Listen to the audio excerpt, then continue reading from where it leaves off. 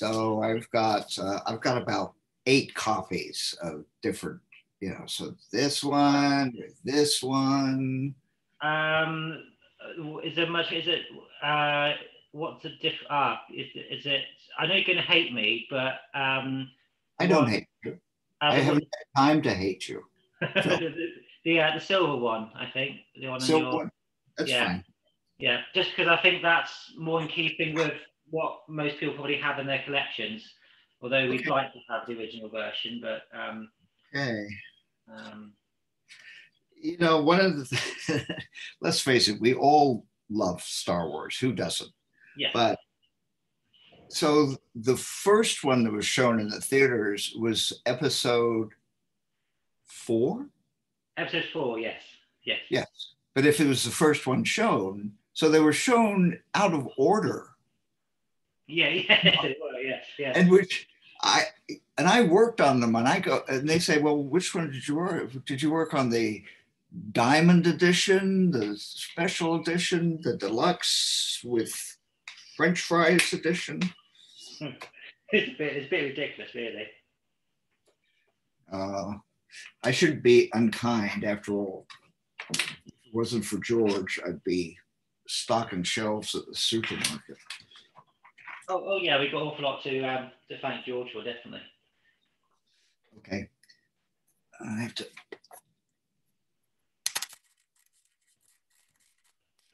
Remember when you used to be able to slide it in the side of your Macintosh? No. Yes, I remember those days, yeah. Don't even get me started.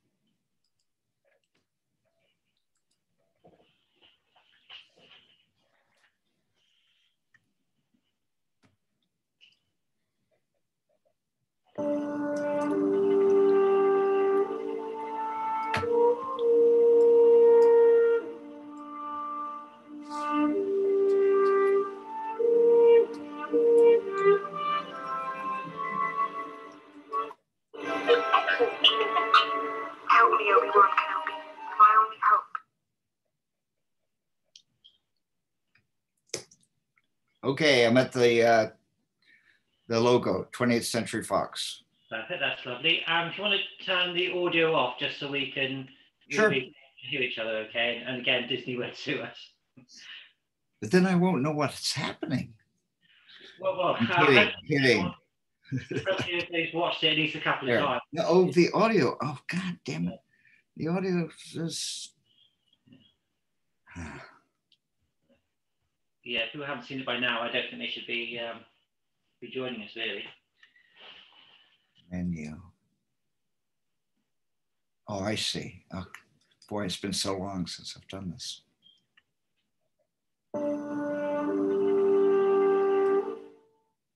There. Yeah. Hopefully what we've heard so far is not enough to get me 20 years in prison. So, hopefully.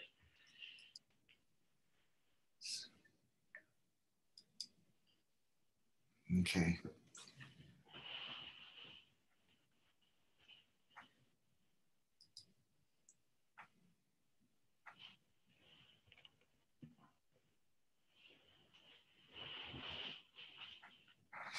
Okay, I think I'm there. Perfect. Okay, lovely. I think we're all ready to go. So I'll just do a little introduction, and we'll all press play.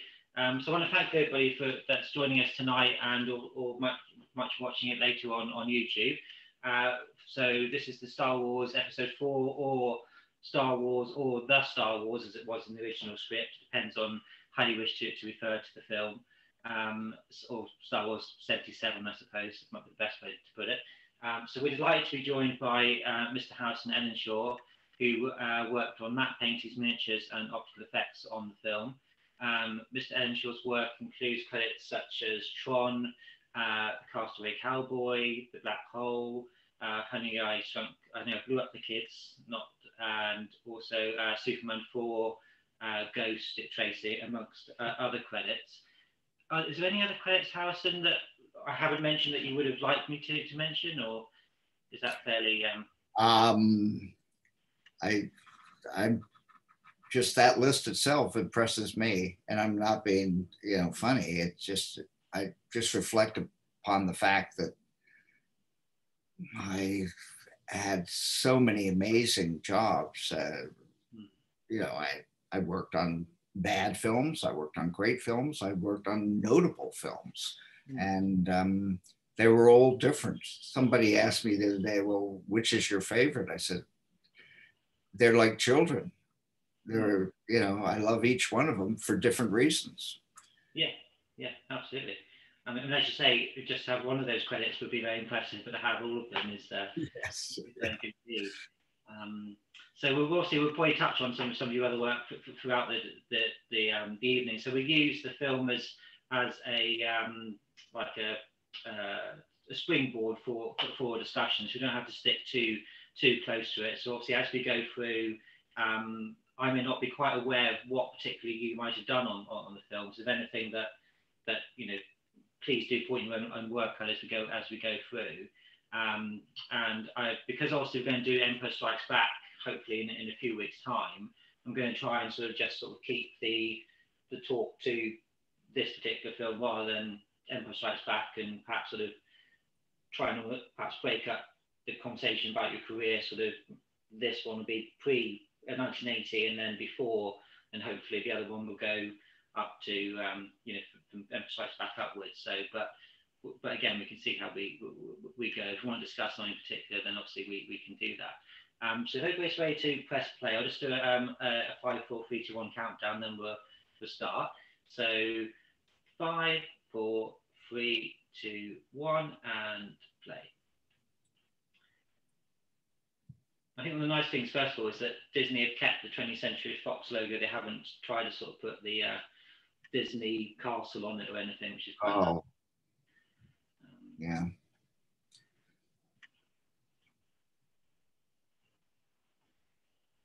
So Harrison, what was your first impression when you saw this in the cinema with all everything finished and it comes out with Star Wars and the?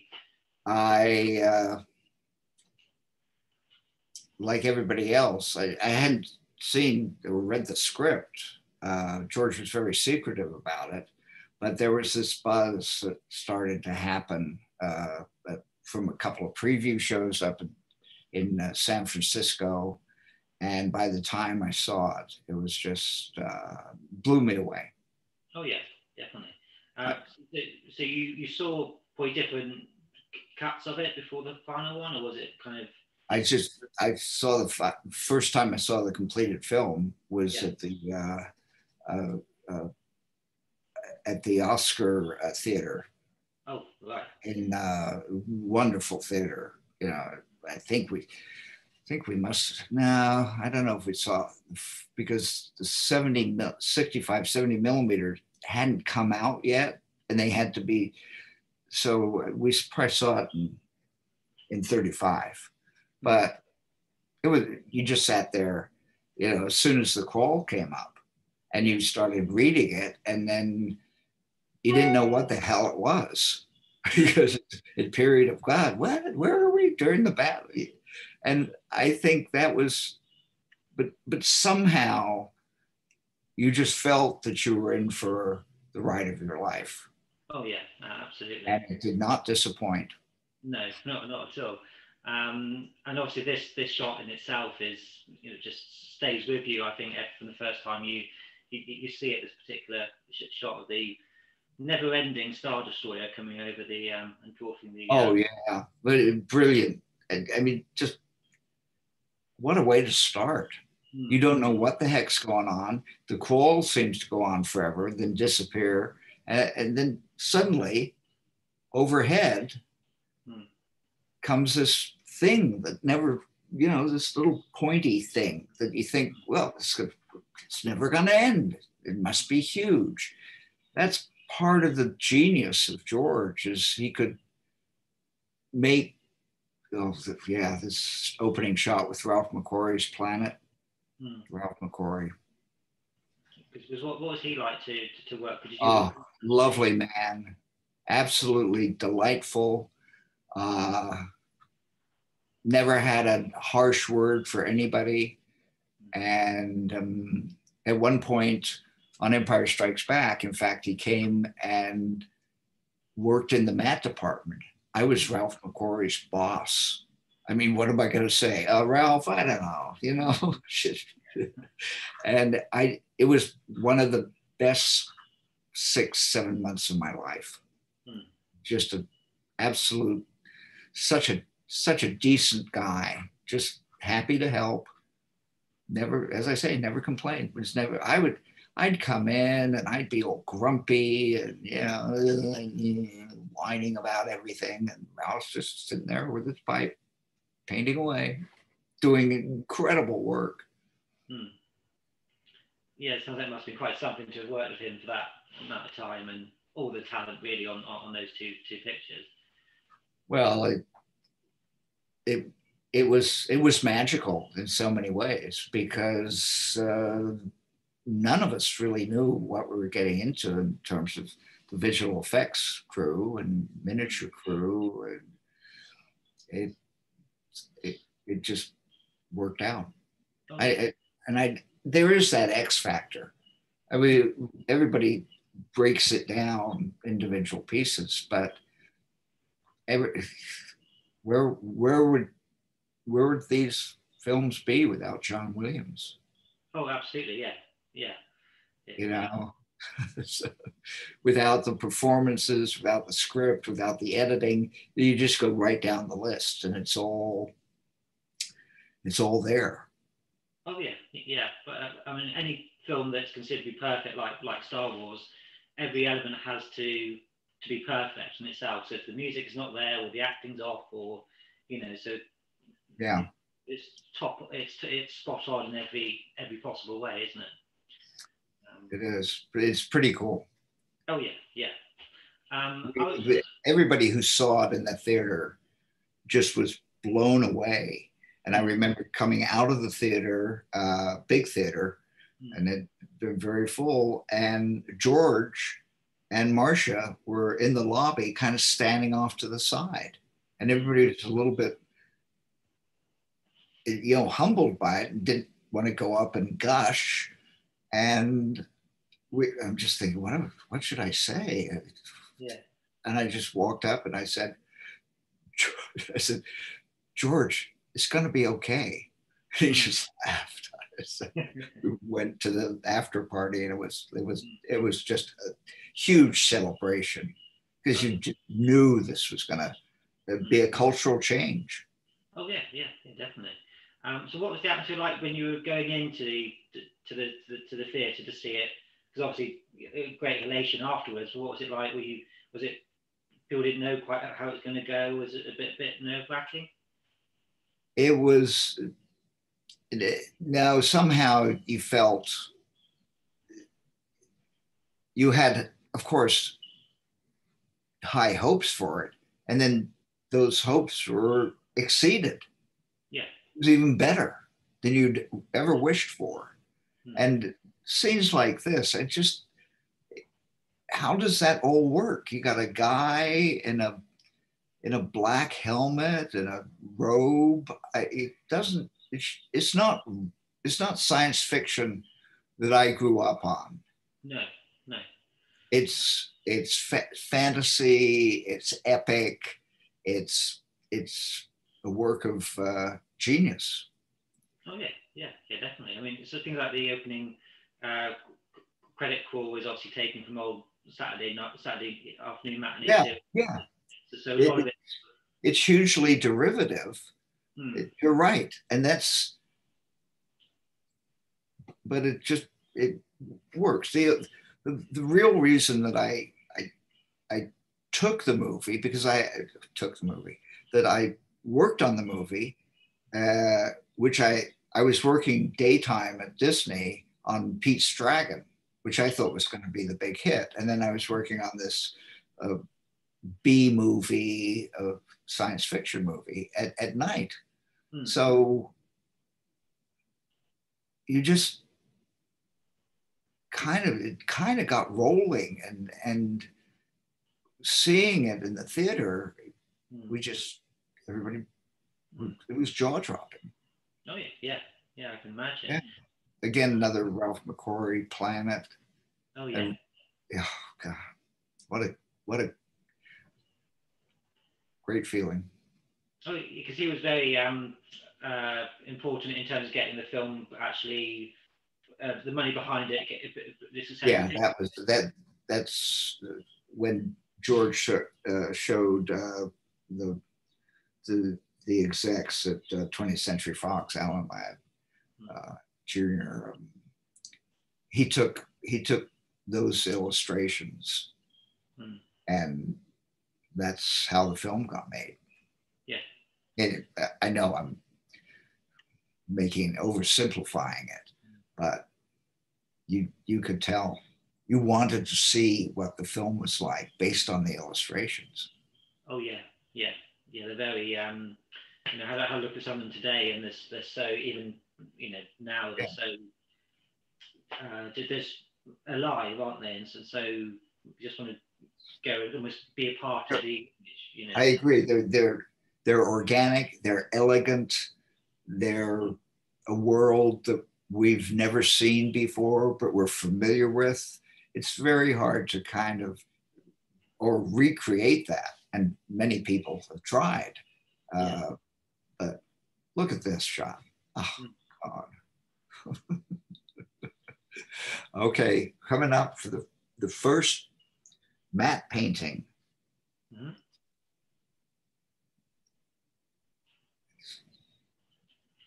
Stand by. And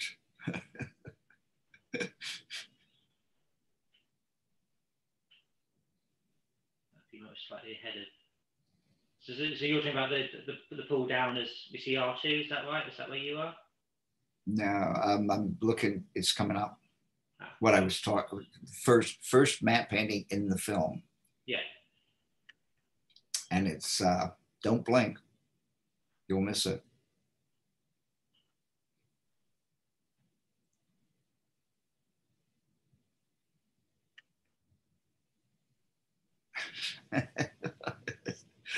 Oh God.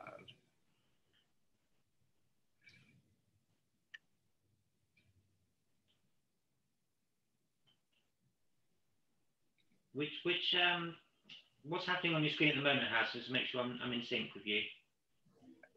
I'm sorry, say that again. Just want to make sure I'm in sync with you on what's happening. Yeah, now I'm seeing R2 spin his head, and now a long shot of C-3PO wandering off into the desert, and R2-D2 going the other way, and then there's a split or moving. Oh God, dissolve, which again was really clever. Yeah. The editing. Nobody back then, everybody said, "No, that's old school. We don't do that anymore. It's old fashioned." And again, it's that going back to George using old film references and that sort of classic style. Look at the incredible expense on a throwaway shot of the skeleton. There it is. Did you see it?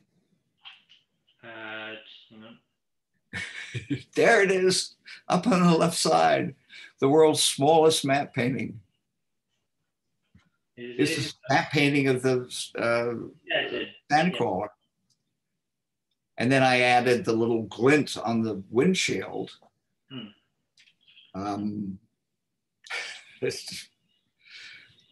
And as I say, we didn't know what we were doing because we had no script. We just had Ralph's sketches, and even the storyboards.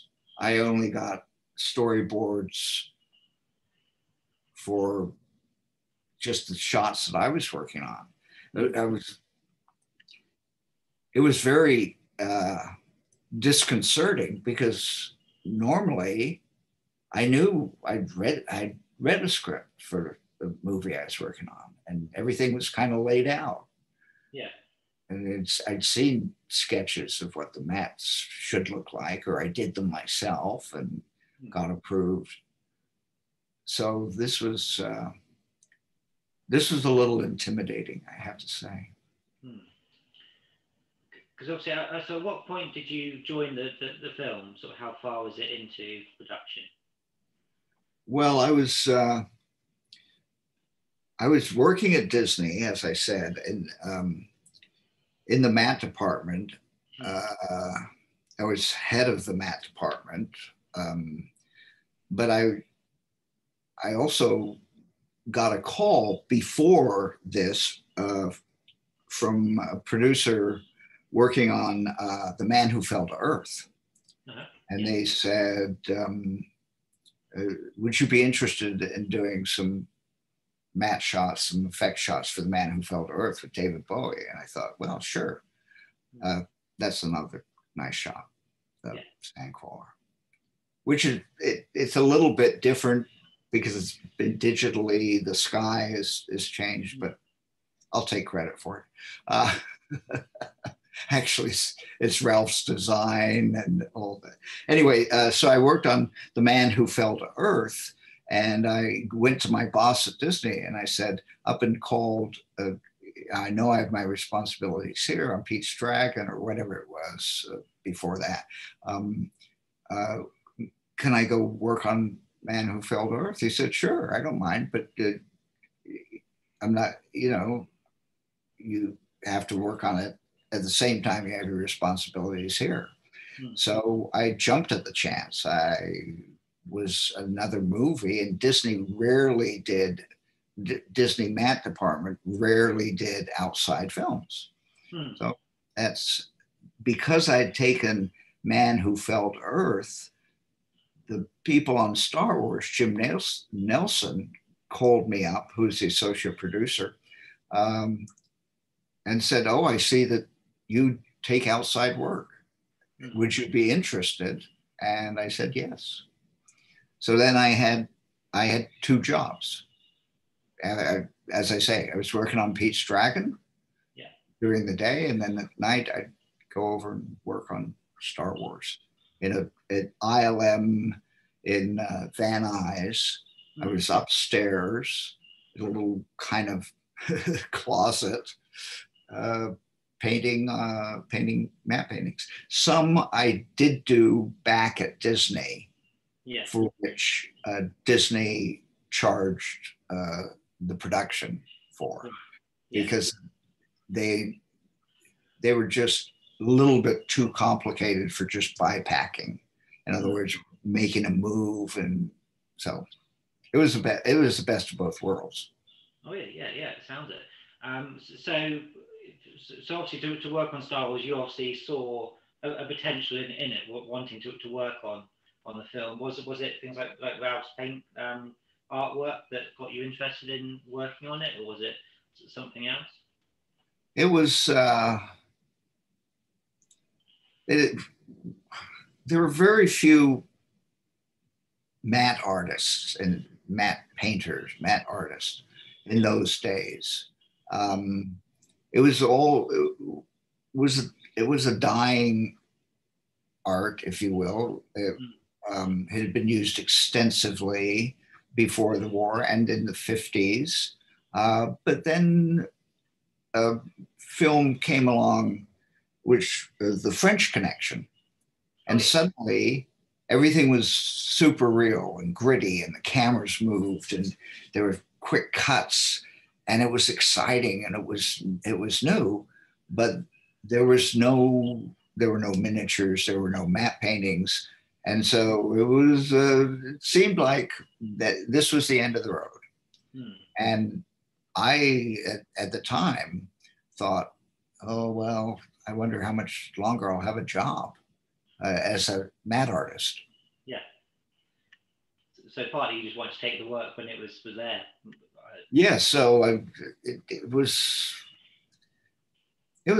a lot of serendipity, and I've said many times, I led a charmed life. I don't know how one thing led to another, and I I remember only one time going in to being interviewed for a job, and that was it. I got the job.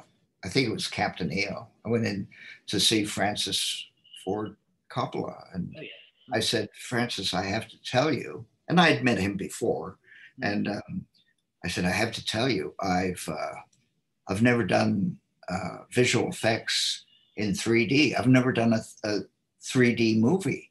And he looked at me and goes, neither have I. It'll be fun.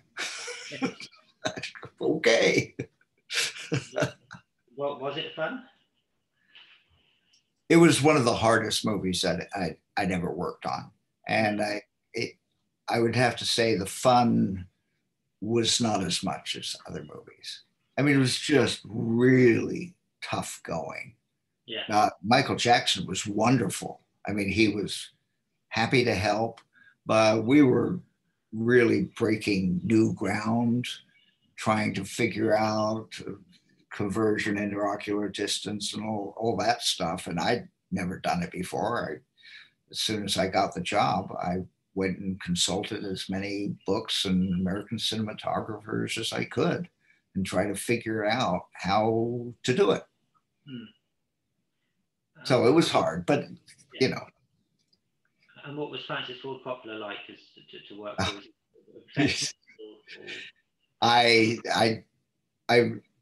Yeah, he's an amazing filmmaker on all levels, and he took things seriously, but he didn't take himself seriously. And I think that you felt comfortable because he never yelled, he never screamed, he never got angry, and after a while, you felt that you had gained his trust, and so it's a mutual thing. We're in this together, and he knew how to. I don't mean to be unkind, but he knew how to play the suits, if you will. So we're getting off subject a little bit. So for Captain EO, the first shot was when all the execs, Disney execs, came down to the soundstage to kind of look and go, oh yes, of course. It was the most difficult shot in the film. And I said, Francis, can't we just take some baby steps to get? He goes, no. He says, this will impress him. And that's what he did. And it was very clever, very smart move. And you were saying about Michael Jackson as well, so very much to do with Michael Jackson. He was great. He really was. I don't know about the business. I wasn't there, so I don't have an opinion. It's hearsay. It's he said, she said. He was never inappropriate in any way on the set. He was professional, and he was enthusiastic, and boy, that guy could dance. Oh yeah. And he didn't have to rehearse, so he would have a stand-in. They would rehearse the dancers, and then Michael would come in, and Jeffrey Hornaday would say, this is this, and Michael would go, got it. You know, this shot here that we're looking at, it always bothered me that if this is such a high-tech place in outer space, it still looks like an old-time bad video. But that's part of what makes it so relatable. We could all relate to that. If it was perfect, it looked like a little tiny miniature, Leia. So again, a brilliant idea. I think everything in Star Wars has quite a lived-in quality, like it's real. You see, yes, the thing deteriorating over time. You see the drawings on the spaceships where you would have thought, well, they would have made that in a space dock, and it all has a a certain reality to it that perhaps other science fiction doesn't have. It looks a bit too clean. Well, and that's what makes it so relatable to us. Hmm. We look at it and go, oh, I know what that's like, even though we've never been in space, but it's the details of and the frustrations of, there's a lot of scoring here. What have you guys been through? And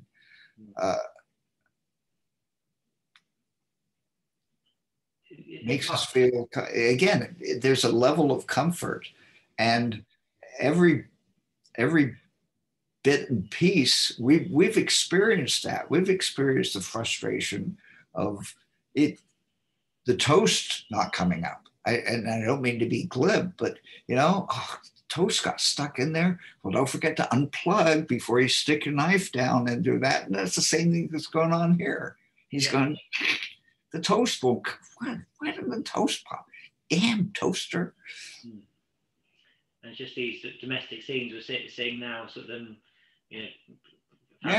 And I want to go off and do this, and I need you to stay, and we can all relate to these, these are very human things that we all experience. Well, if you want to be cynical about it, here's this guy, Luke Skywalker, and all he does is whine. It's like, I don't want to go into town. You can play with your friends later.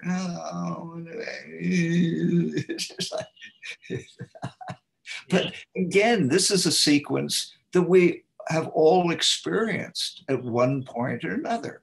You're in your adolescence, and your parents are going, in this case, aunt and uncle are going, you're wasting your time hanging out with, people you go to school with who just don't get good grades. Why can't you be with the smart people? And I got that lecture from my father at one point.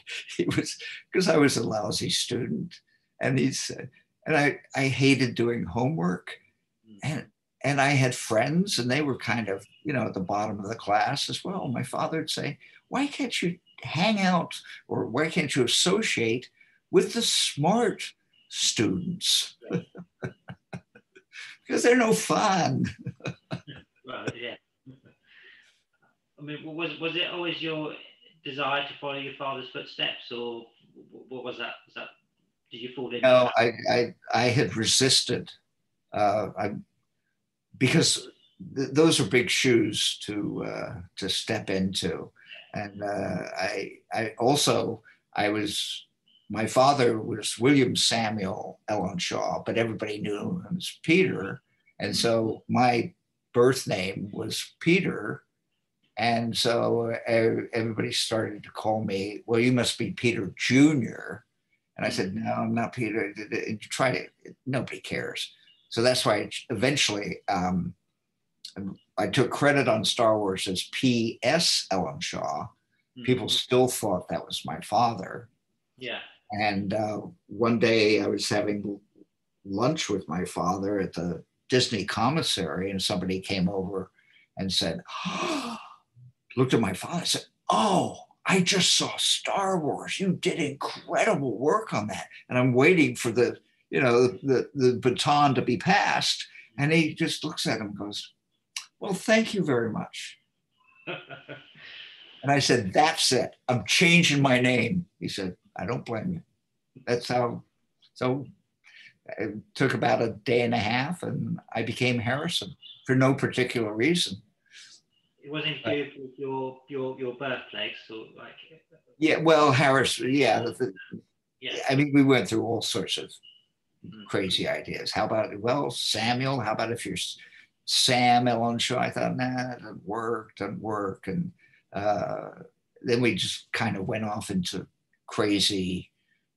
It's like when parents have expecting a baby, and then you go through all the lists trying to match the name with the last name so it doesn't sound silly, or again, it's relatable. So Harrison sounded okay, and that was it. Now everybody thinks that I just copied Harrison Ford. So you can't win. Can't win. No, that's very true. I say no. He took my name. Well, yeah. I mean, you're obviously quite established by this point, weren't you? Sort of in the business. Because a lot of the people that were on the film, in terms of the effects, visual effects, that were, I think, just people that just recently graduated from various, architect colleges, that sort of thing. They weren't necessarily people that had lots of experience in the film business. What was it like to have that eclectic mix of people like yourself who was experienced and also new kids on the block? I wasn't too aware of that because I wasn't on the production.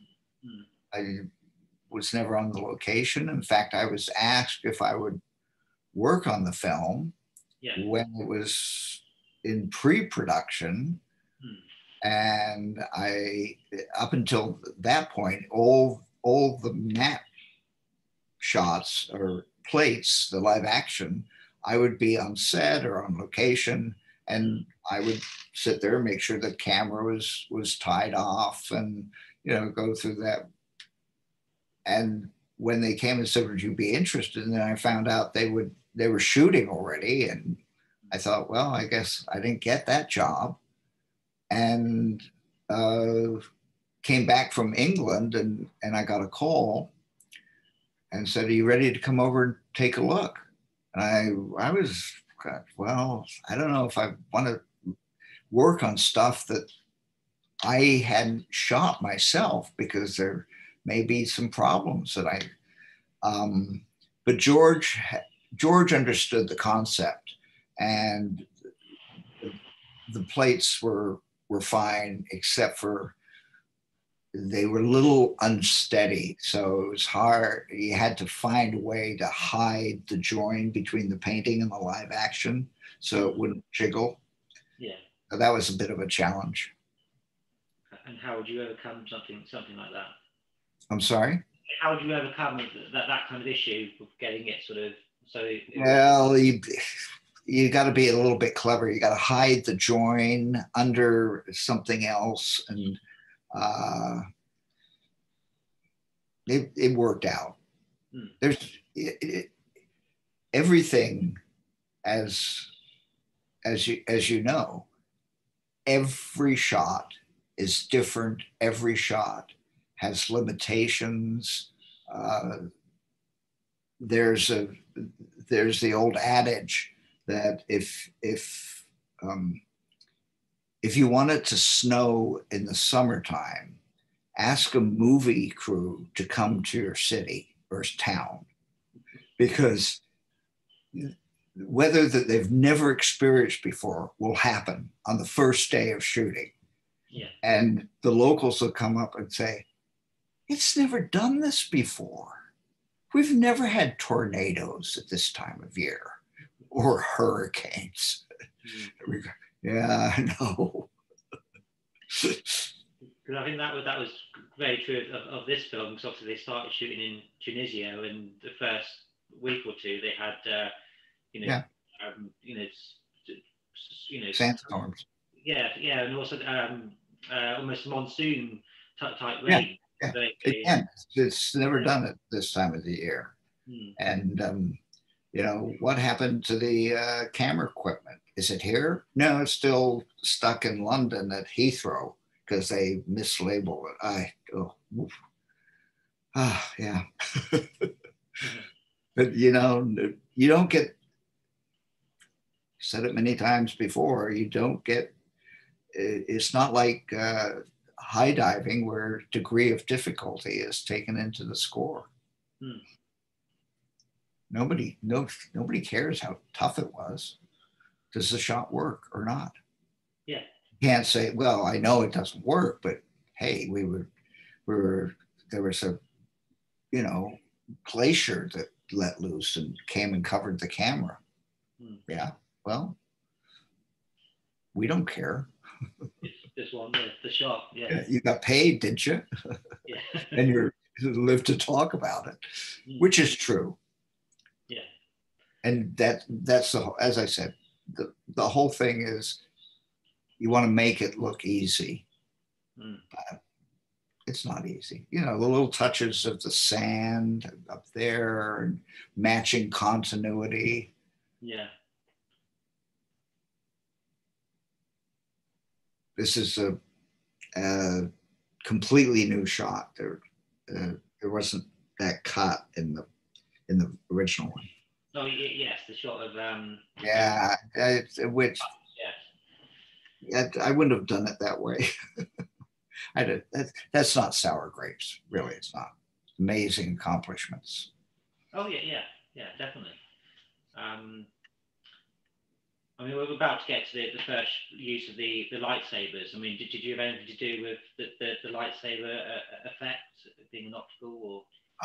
Well, I had to add lightsabers on one of the shots.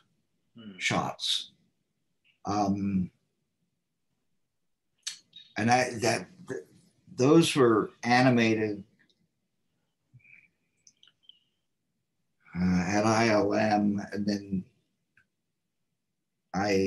we did a kind of burned them in at some point.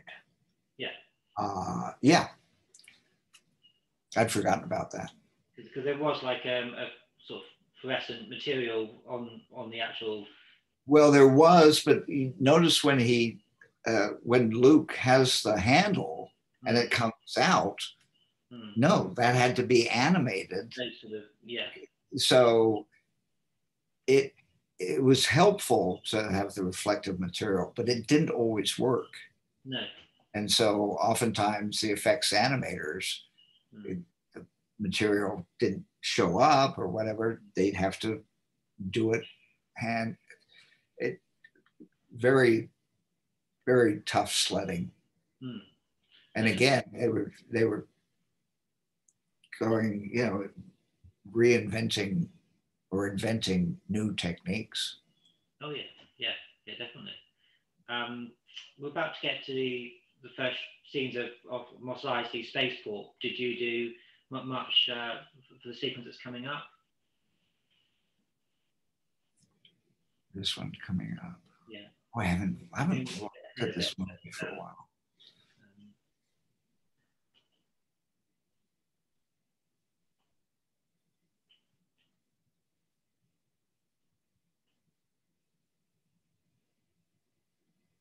I mean, do you think a film holds up as well as now as it did back in? Absolutely, I think so. What do you think? Oh yeah, I completely agree. It does have a timeless quality because it's not.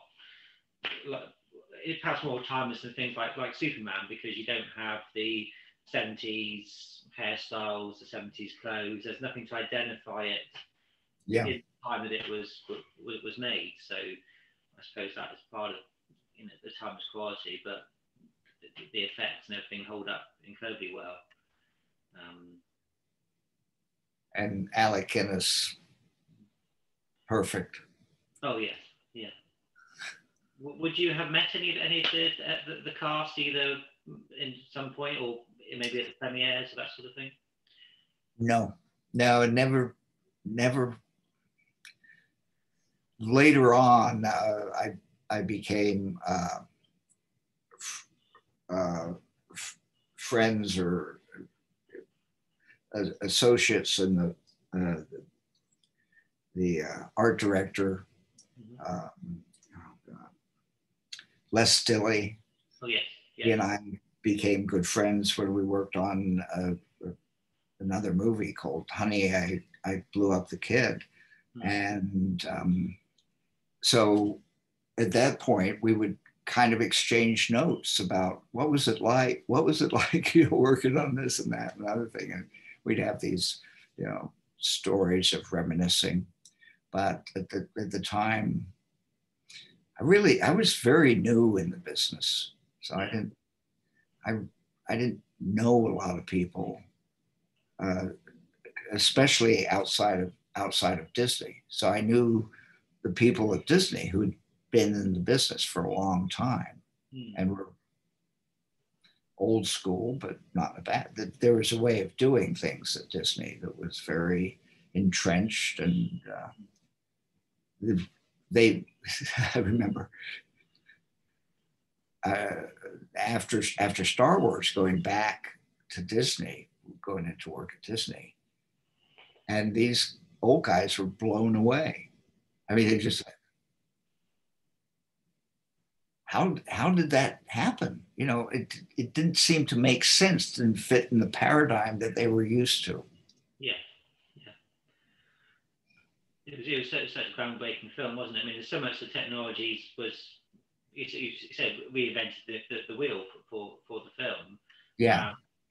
So was it kind of a nightmare to make Star Wars in that respect? Because obviously the film ran on budget and kept delayed from a Christmas release to the next summer. Was there a sense of it being difficult to, you know, stressful? Well, it's true that George hated shooting and hated production. He was so nervous. He was so scared, and I don't mean that unkindly, but he was afraid to go in, and he has a wonderful cast, and here's this, you know, young kid telling these actors who have been around forever what to do.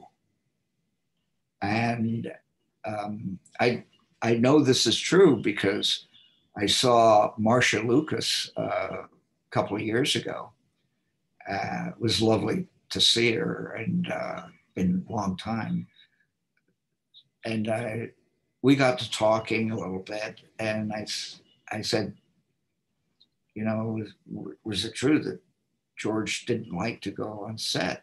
She said, I would literally have to kick him and get him up, stuff some food down, and put him in the car and send him. Say, you've got to do this, George.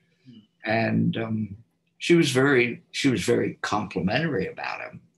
And we also discussed certain things. I said, the story is that you were the one that created some of the tension because you're an editor and so on and so forth. And she said, well, yes, it was. It was the first version. There was no tension toward the end. It was just the X-fighters, you know, diving down and, you know, shooting up there was no, you got to get the rocket to go down the thing, and ding, ding, ding, ding, ding, ding, ding, clock ticking. And it just wasn't working. And so, again, a collaborative effort, and she, being married to George, could kind of tell him what to do and not hold back. Say, George, come on, we gotta do something about that, about this. And it was lovely to have a talk with her. Okay, lovely. Yeah. Yes, it sounds lovely.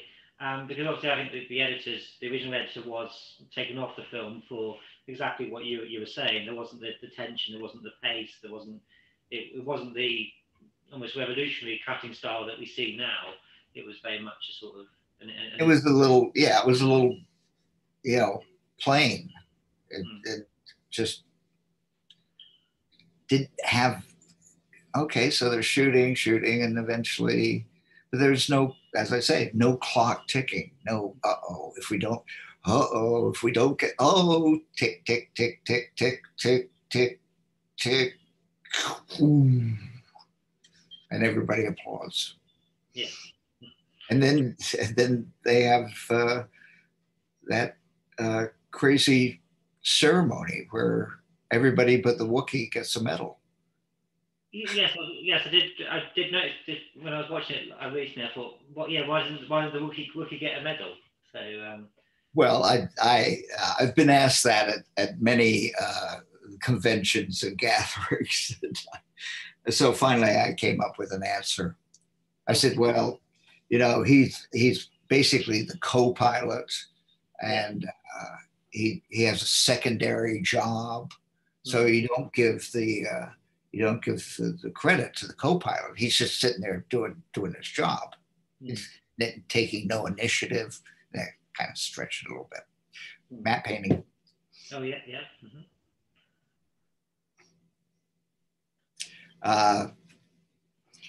George and I went back and forth about that matte painting because he said, I've got to see towers in the city, and I would say, but George, in perspective, you wouldn't see that because they're so far away. And then I realized, you know, don't try to add logic to stop the impact. Yeah. And so, again, I mean, I think that's a really good matte painting, because obviously when you get into, because again it sells the distance that they've got to travel first of all, and it also you've got to sell more than one thing. You got to sell the isolation. You've got to sell,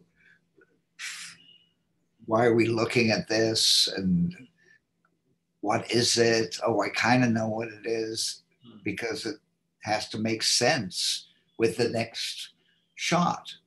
Now we know where they're going. Now that we know that they're, a little bit of a criticism here is that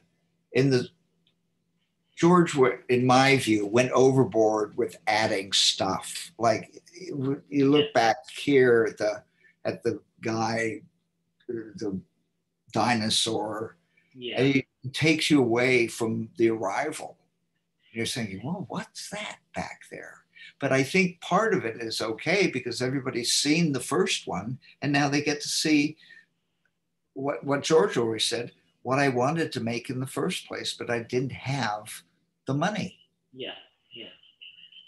And I guess that's a good thing, because then we have the first one, which is, and never use this word when you're pitching anything, is a compromise. But all film is a compromise. And you don't want to say that to an executive. You don't want to ever tip that thing. But it's fact. You have to, you know, how much smoke do we put in there? Well, how much smoke would there be there? Why don't we just fix it in post? There's so much time, so much money, and it's say, you know, you're going to have to compromise on this or that, and you can't fix. Well, obviously you can these days, but back then you kind of, what you had is what you got. Really, you couldn't sort of do the sort of post production you can do now. There's never been, with rare exception, a director that complained that he didn't get enough of what he wanted. There wasn't enough money, and kept, you know, his creative impulse was being strangled. And of course, we used to have a saying, oh yeah, whatever film we would be talking about. Yeah, one day, first day of shooting, and they were already 2 weeks behind. Yeah. I mean, so in terms of your work and keeping on schedule in terms of all the visual effects, or special effects, I take they were also falling behind because of the complexities of what had to be done. Well, that's part of a big part of working in post-production, working in visual effects, is you, and this was very difficult for a lot of, I did a seminar in Germany about film and things like that.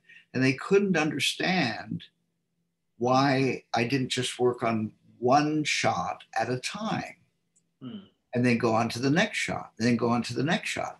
And I said, it doesn't work that way. If we do that, we'll never get done. So you've got to bring all the shots up together.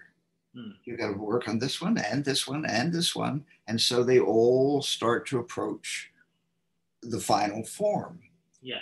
And you don't know what the last three might be to work on, because they just aren't working, and but now you have a little bit more time because you've shipped shots. There's a lot of organizational considerations and efficiency. And as I say,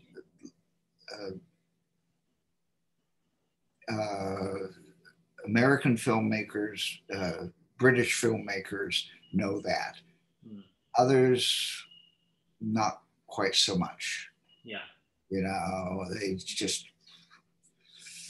and I'm not disparaging European filmmakers. I mean, Fellini's not too bad, in my view, and Truffaut.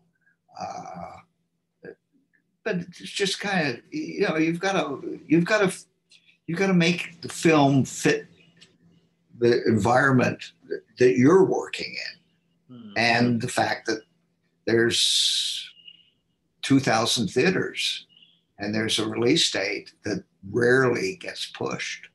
Yeah. So there, you know, the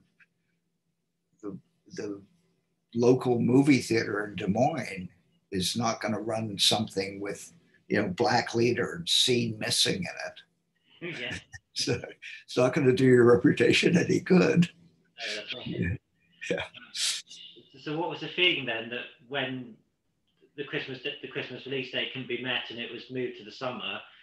Was that, you know, a difficult time when that happened? Well, wasn't it always going to be May 26th? I think. Yeah, I think originally it was going to be for Christmas of '76, and then it was because I think they managed to shoot the film pretty much in time for that, but of course the visual effects and everything, it was just impossible to sort of. Yeah, I think you're right. I kind of remember that.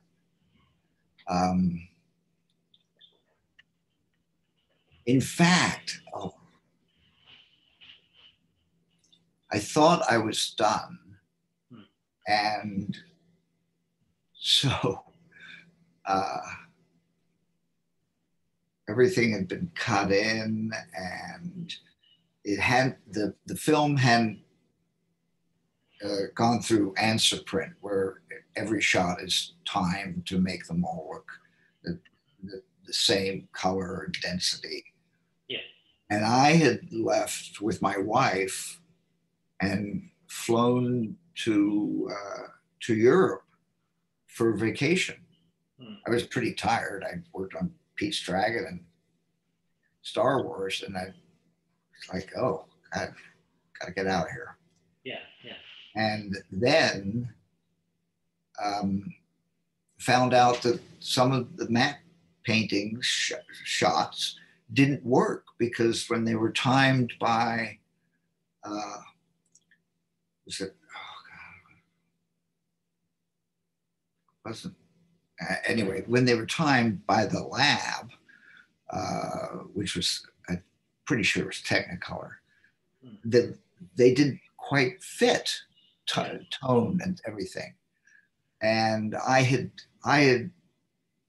made half the Millennium Falcon as a miniature and shot that, and then pasted that, if you will, to the live action set. But then it didn't match. And so I think I got a call and saying, what are we going to do? And thankfully, Joe Johnston was around and he repainted the shot. And it's beautiful. Oh, yeah. Yeah. I lucked out again. So just a question of a little bit of touch up and say matching the colors and things like that. Yeah. And that used to be one of the most difficult part to it was awful if you had to match in a matte painting something, grass, match the color of the grass, or God forbid, match a sky, do half a sky that looks like the other sky. It sounds like it shouldn't be that difficult, but it was. Yeah. Because the emulsions and even the time in the developer makes a difference. And Technicolor was notorious for heating up the developer so they could run the film through faster. Well, that screwed everything up. Oh, okay. So for a while, I was back in those days. I was a bit of a nuisance because I go in and not Star Wars, but other films, and they'd try sending me gift baskets at Christmas, and I still wouldn't come on board. I was going, come on, you guys, geez, I know what you're doing. I know you're trying to sneak this by, but no, can't do that. And there was also back in those days, there were reel changeovers. So one reel may have a bluish cast to it. Next reel, not so bluish. So you could see, you'd go, oh, new reel, as well as seeing the little thing up in the corner that would go for the projectionist to switch over. Sounds like the Stone Age, doesn't it? It sounds like a nightmare to everything was I'd get so frustrated. Yeah. Now, hey, it's easy. Would you like to have been working? Well, would you like to be working in the business actively now, or would you like to have had your career more, or would you like the fact you did? Philip, I wouldn't change any of it because I had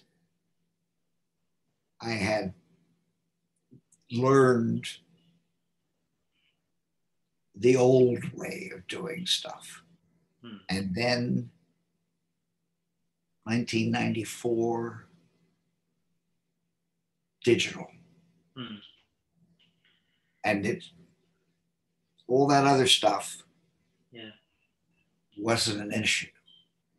Now you have digital, which was amazing because the one thing that I remember loving so much about it is back in the old days, if a shot didn't work, you'd have to reshoot it, all the elements, put it back together and wait till the next set of dailies. You had no immediate response. There was no, you could look through the viewfinder, but see only one piece at a time. There was no immediate, look, it's not working. Now, suddenly, you could change one little thing and everything else stayed the same. You didn't have to start from scratch and do more wedges. And it was pretty exciting. Oh, yeah, I can imagine. Yeah, so experiencing both sides of it, I wouldn't change it because I got to have the satisfaction of seeing something new in the toolbox that made an old problem disappear. Might have a different problem, but kept moving up the ladder until now we almost have too much freedom. Yes. And directors tend to be, fix it in post. Oh, wait a minute, there's a cement mixer in the background. Don't worry about it. Fix it in post. Take it out. Is there something about not having that?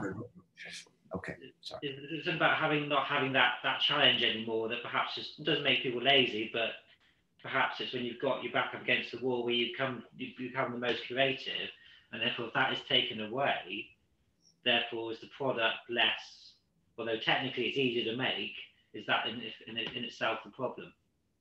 Yes, you're exactly right. And we tend to get into a little bit of lazy filmmaking. Yeah.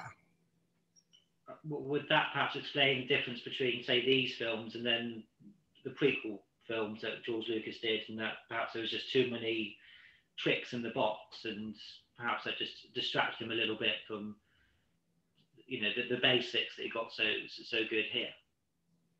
Well, yeah, George certainly understood it. Look, how many effect shots are in American Graffiti? Yeah. None. No, exactly, yes. At least I didn't see any. Yeah. So here was a man, George Lucas and Steven Spielberg and Francis Ford Coppola and others who did understand both sides of it and embraced it and didn't let the easiness, if you will, of the digital process change their attitude and their wanting to strive for as much perfection as possible. Yeah. And that's why they're so good. Oh yeah, definitely. Yeah. So I wanted to perhaps just go back to the beginning, because you touched on that originally you didn't want to perhaps fall into the shoes of your father, obviously being very big shoes to fill. What was your original desire before you ended up in film business? Well, I majored at Whittier College in psychology, which is pretty useless with a bachelor's in psychology. It means you might be able to go work in the personnel or the HR department at the telephone company. And it's true. So I didn't know what I was going to do. And when I got out of the Navy, and it was 1970, and there was a bit of a recession going on. And I thought, well, I'd been in the Navy, I'd been a junior officer and in command of a division. So I'm pretty confident that resume will get me somewhere. Nope, nobody cared. And in fact, I interviewed with a guy. He interviewed me who had been in my graduating class, and he was now I'm hoping to go work for him. And he said, "Well, you don't have much experience." I said, "I was in the Navy. Yeah, come on. Yeah. What do you want me to do?" And he said, "Man, he kind of gave me that feeling. What kind of idiot were you? People were dodging the draft. People were protesting. And you go in the Navy?" He wanted nothing to do with me. And that kind of hurt. So it took a while. And eventually I just couldn't find a job. And I don't know, 3-4 months into it, and I was unemployed. And my father said to me one day, we were driving somewhere, and he said, "I know you prefer not to go into the film business, and I understand that. That's fine. But the head of Disney Matt department, Alan Maley, who became one of my mentors, my father said, Alan can't find artists. He goes to art schools. He goes, and when they say, "Well, what are we, what, what, what are you looking for?" And the reaction was always, "I'm an artist. I don't want to learn how to paint like a photograph. That's ridiculous." And he couldn't convince anybody to do it. So my father said, "Would you be willing to go to work for Alan? And, give it 6 months." And so I did.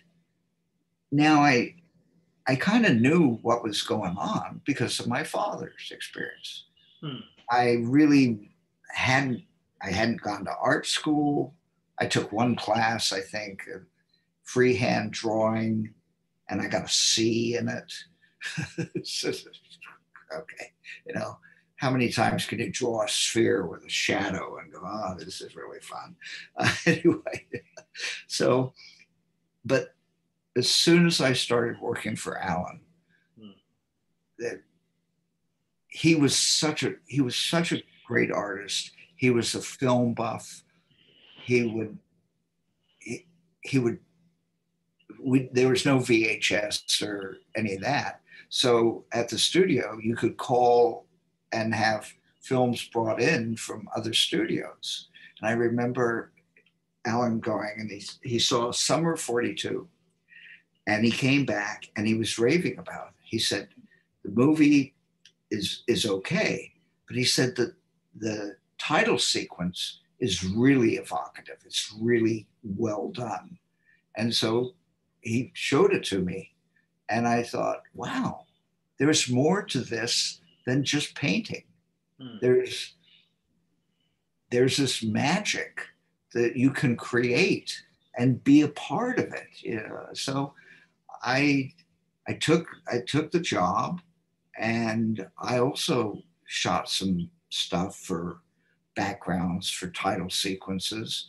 And the more I did it, the more I wanted to do it for a long time. The bug bit me, and I couldn't deny it. And I thought, boy, this is going to be great. And it was. And within 3 years, Alan had retired, early retirement. And the studio was appalled. They said, "Well, who's going to take your place?" And they said, "Oh, Ellenshaw." "Well, no, the real Ellenshaw?" "No, his son." They go, "He's only been here for 3 years. Normally, to become department head, you had to spend 10, 12 years. You had to go from apprentice to foreman to something, all these classifications." And I skipped over all of it. And the union was pissed off. So they fined Disney because they didn't take somebody who was senior. Yeah. And I got in trouble. The studio got in trouble. Alan kind of shrugged it off and said, we'll pay the fine." So, yeah, and the rest is history. And that's when I got Man Who Fell to Earth, and that sent a message to the industry that I was for hire. There's Joe Johnston's matte painting. Oh yeah. Yeah, lovely. I never knew what that thing in the middle that goes all the way down like a pit. What's that for? Wouldn't they have guardrails around that? I mean, it's like what the hell? It is a health and safety incident waiting to happen. Okay. And who are the people running across here? Well, everybody. I mean, it's a mess. I never would have shot any of that. I'm sorry. No, it's a bit odd to have an elevator kind of just in that, without any health and safety or anything like that. But, well, one of the challenges, of course, is that you're creating an illusion of the third dimension on a two-dimensional plane. Yeah. So that's why it's important to have shots like that where you see something coming toward camera when it's actually staying on the same plane on the film. And that's what good directors can do. And also cuts like this have the business happen and think, well, why are we here? And suddenly they're down underneath the floorboards. I don't know, what's down there? Scary little things or something. Gives it all that three-dimensional quality, as you say. It's yeah, much layered. I mean, it's one of the things we love. It's one of the. Oh yeah, of course, but I wouldn't have thought of that. No. That's why I didn't direct the movie. So one Star was obviously you obviously some of the matte paintings, miniatures, and obviously opticals. Was it usual to diversify in terms of not so one just being matte or miniatures? Was it quite usual to sort of dip your hand into a variety of things, albeit related? Yeah, I know what you're talking about because obviously there's matte paintings that had to be combined with as an optical, not just rear projection, because you had all these different elements of lightsabers and this, that, and other thing, and you had the theory was work on the shots that have to go to optical first. Yeah.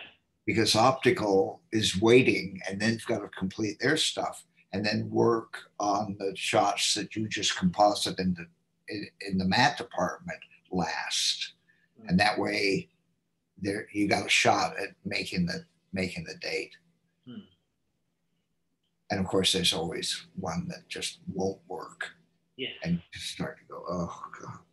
That's when you turn to God for help and say, God, please, just once make this shot match. Oh, yeah. And God eventually says, okay. So by definition, everybody has to kind of do a little bit of it all to make it all kind of work, basically. Yeah, it has to. Every film has to be a collaborative effort. And sometimes it's difficult because there are egos. And but on Star Wars, I didn't sense any of that.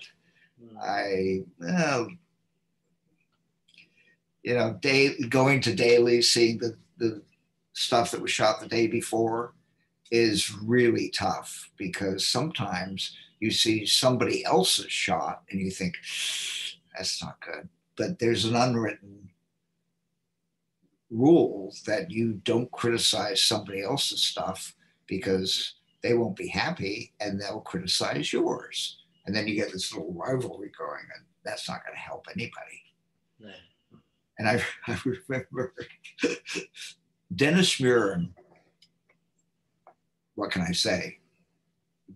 Hugely talented, smart, but he would never sit. He would come in the back of the screening room and stand in the back. And one time, maybe it was Joe Johnston as well, they saw a shot and I hear in the back, and George is sitting up front. Oh, well, that doesn't work because of this. And I thought, God, shut up. No, don't throw me under the bus. But George would be considerate enough to think about what they were saying and come up, if you went to George and said, I don't like the shot, here's my suggestion. And it was very rare that I would say to George, you could see sometimes when people were struggling and you wanted to make a suggestion, you better damn well have an alternative, not just, hi, George, how's it going? Look, that shot yesterday, I didn't work on it. It really sucked, huh? Okay, see you later. No, you're not going to get asked back. That's for sure. So you were saying, I think, that you were on Emperor Strikes Back for 6 to 8 months. What was the amount of time on this one in terms of your? I think they were about the same. Same. I can't quite remember. I was also, we touched on a little bit about the fact that this was quite an unusual film to be made at the time. Is obviously a lot of Hollywood was quite gritty, with the French Connection being a good example of it.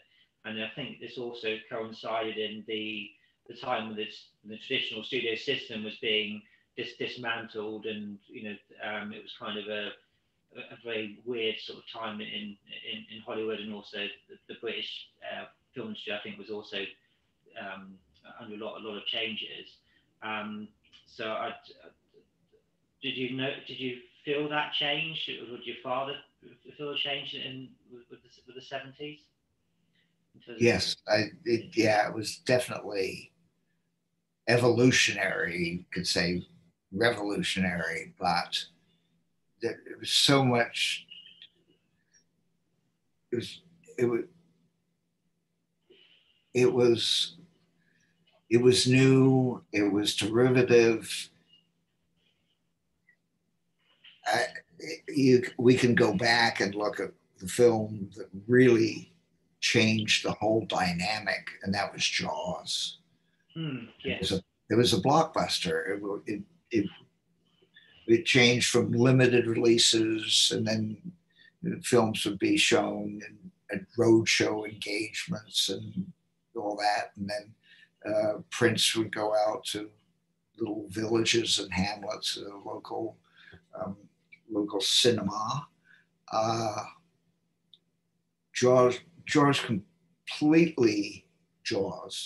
completely turned the distribution business upside down.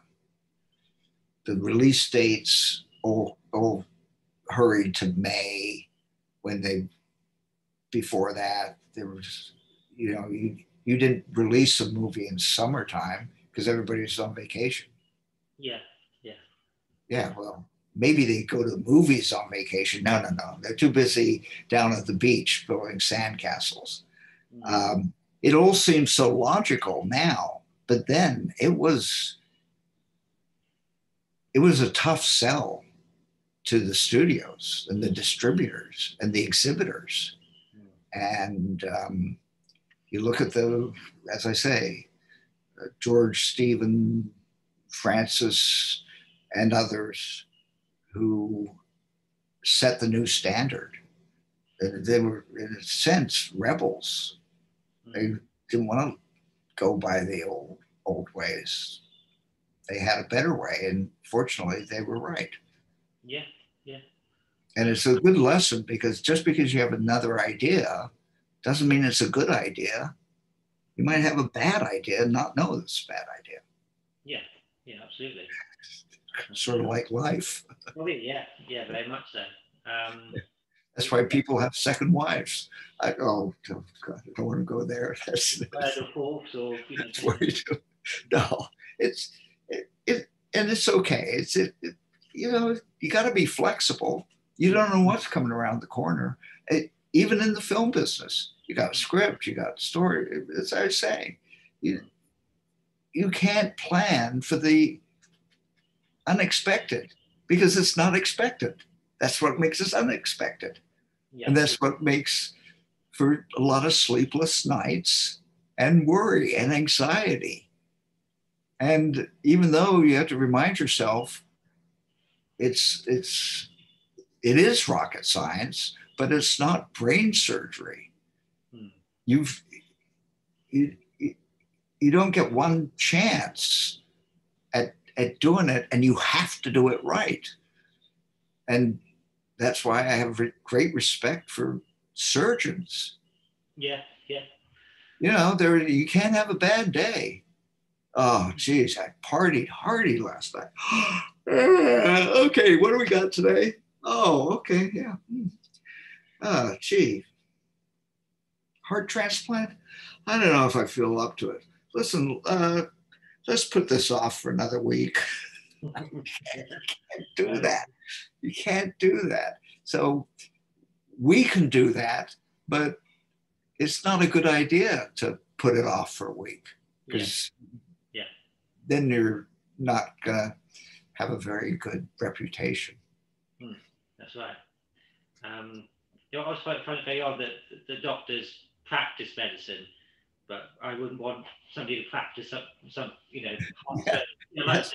to be experts at it. But it's odd that the way they sort of the terminology, I guess. Um, I was wondering, Harrison, do you have any particular memories of the? Because obviously you mentioned a few crew members so far, like Dennis Moen. But do you have any other sort of very distinctive memories of people from the production? I was thinking perhaps John Barry, the production designer. Did you ever encounter John? Uh, I met him once, Hmm. but it was a very casual kind of thing. And I always admired his work and his tragic death Yes. was a shock to the system. Yeah. And I think it also really impacted the production when they were shooting in London. Hmm. And he's gone. Yeah. Now, got to plunge ahead. And I wasn't there, but I understand it. It was tough.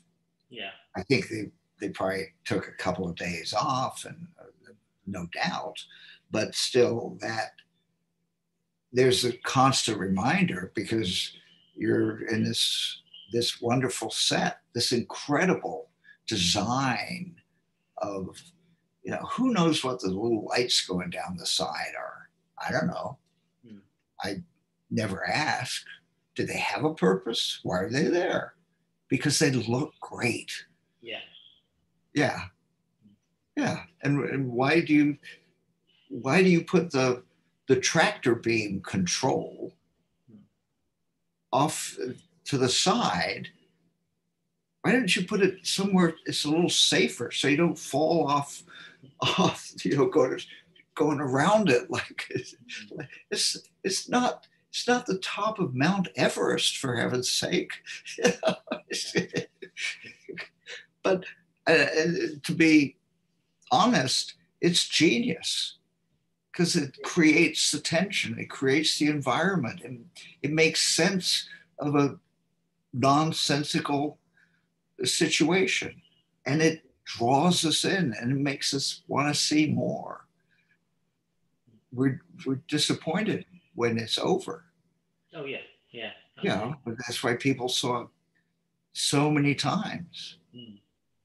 And I remember seeing it seeing Star Wars at the Chinese theater, and I'd go with my friends and neighbors, and I keep nudging them, and I go, they go, what? That's my show. Oh, you missed it. They didn't care. They didn't want to see that, but I was so proud to be a part of it. Yeah. And of course, they had nobody knows back then, and even today. I don't hang out with other mat artists. I know them, of course, but they're not next door neighbors. No. My fiance wouldn't know a f-stop from a bus stop. She doesn't care. And sometimes we'll watch a movie that I worked on, and I'll go, "Oh yeah, I worked on that." She goes, "You say that about everything." I said, "Well, I worked on everything." She just goes, "You're such a snot." Wonderful. I mean, you couldn't have. I mean, obviously, it was a huge success, but you couldn't probably have imagined how huge it was. It was going to be. How long did it take to sink in that this was a phenomenon, not just a big hit? I think everyone really knew at the cast and crew screening 3 days before the release. Yeah. When the crawl starts and then the music is just like, wow. Yeah. The theme and the Star Destroyer coming over. And then we just said, this is going to be, as I said, great ride. And let's not worry about our shots. Let's just embrace the wonderfulness. Just let it climb on board. Yeah. Let it go. And that's when I think everybody in the theater knew. Yeah, definitely. I was going to say then, I've forgotten. It's put out of my mind. So we were saying that obviously we talked about John Barry. I was wondering if you had any recollections of Norman Reynolds. Yeah,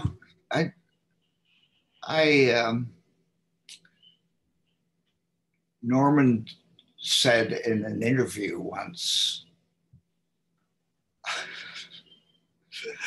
and boy, it really ruffled my feathers. He said, well, they asked him about matte shots. He said, the thing about matte shots is that you can't leave them on the screen too long because then people will see that it's a matte painting. Oh dear. We had a little email or something back and forth. It's like, how dare you? Yes, I can you imagine. Really? Yeah. Yeah. Oh, huh. Okay. But I understood what he was saying. He pretty good production designer. Oh yeah. Got more Academy Awards than I do.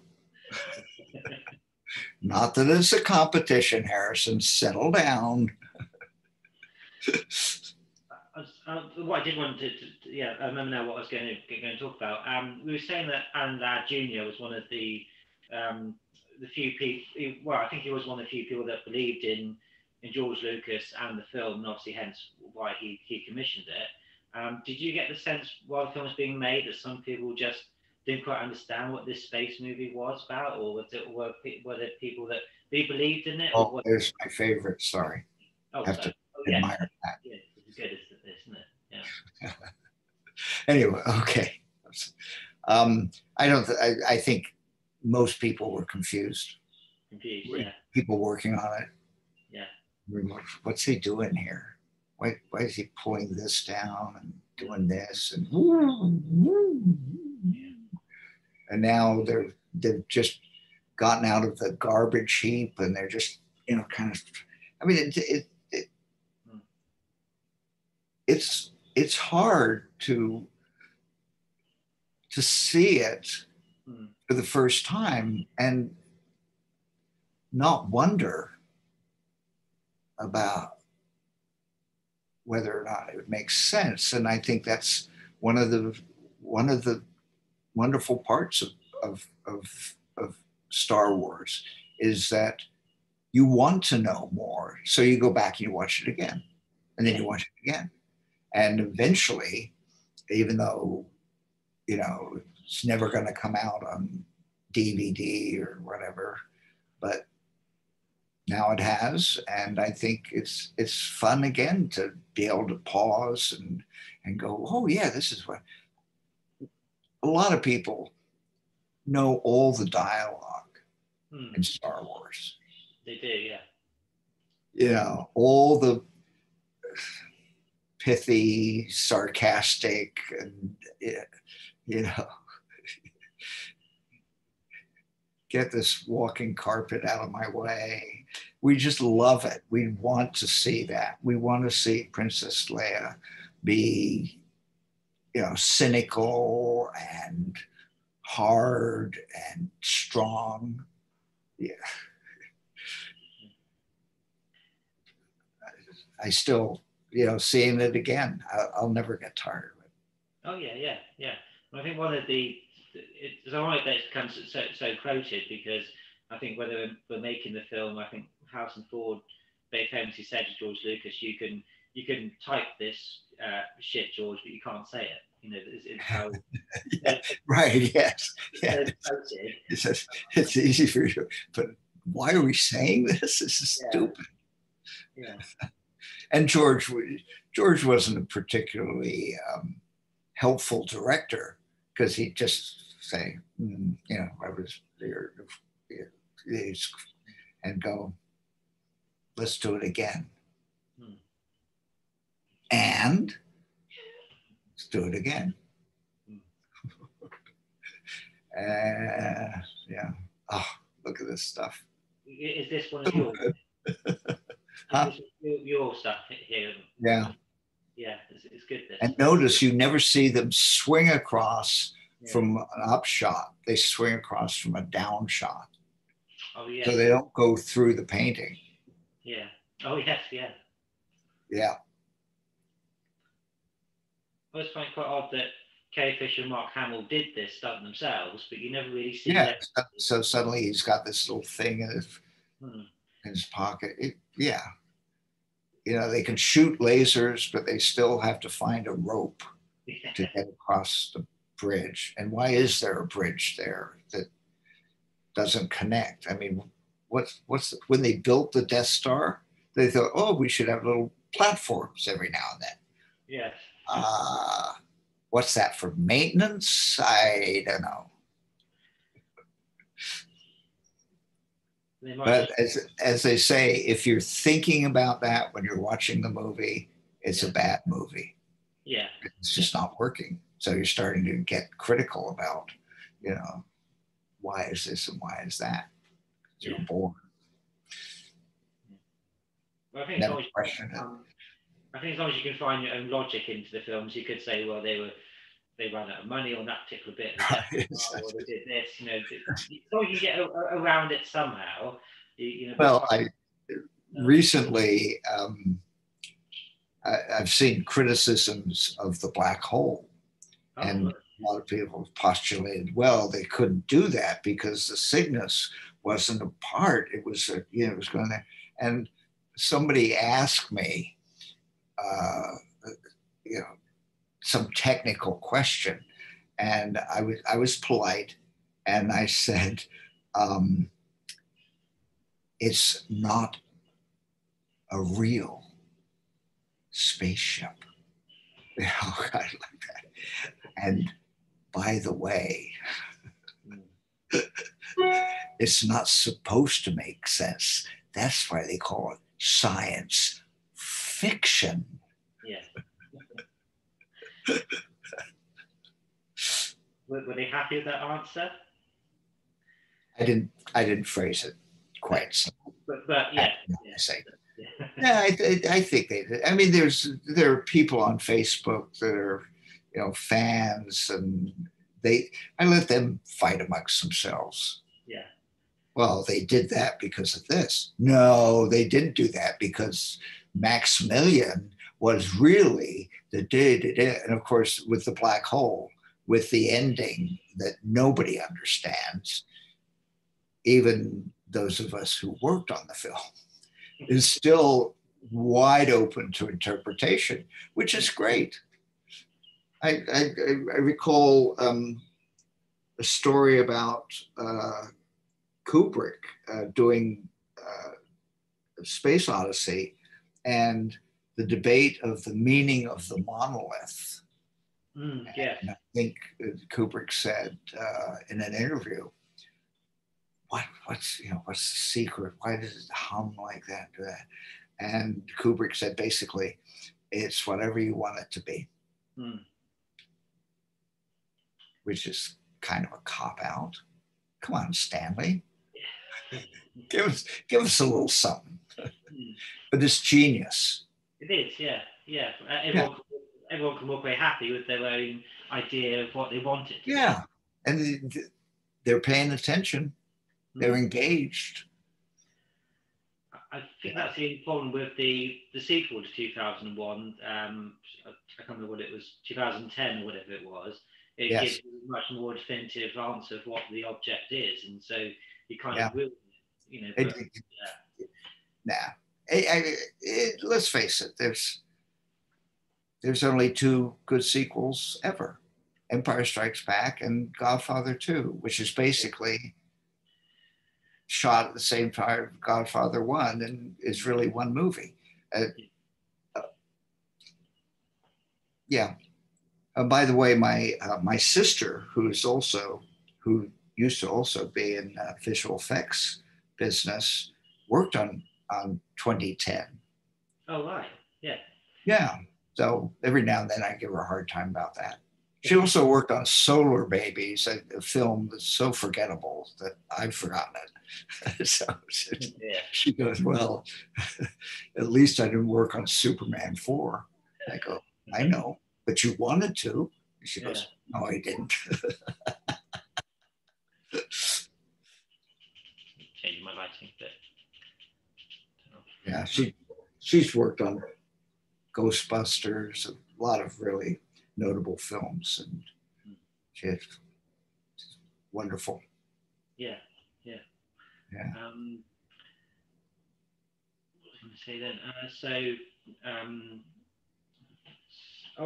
we were talking about obviously the black hole there, but when you were on Man Who Fell to Earth, did you encounter David Bowie at any point during that film? Yes, yes.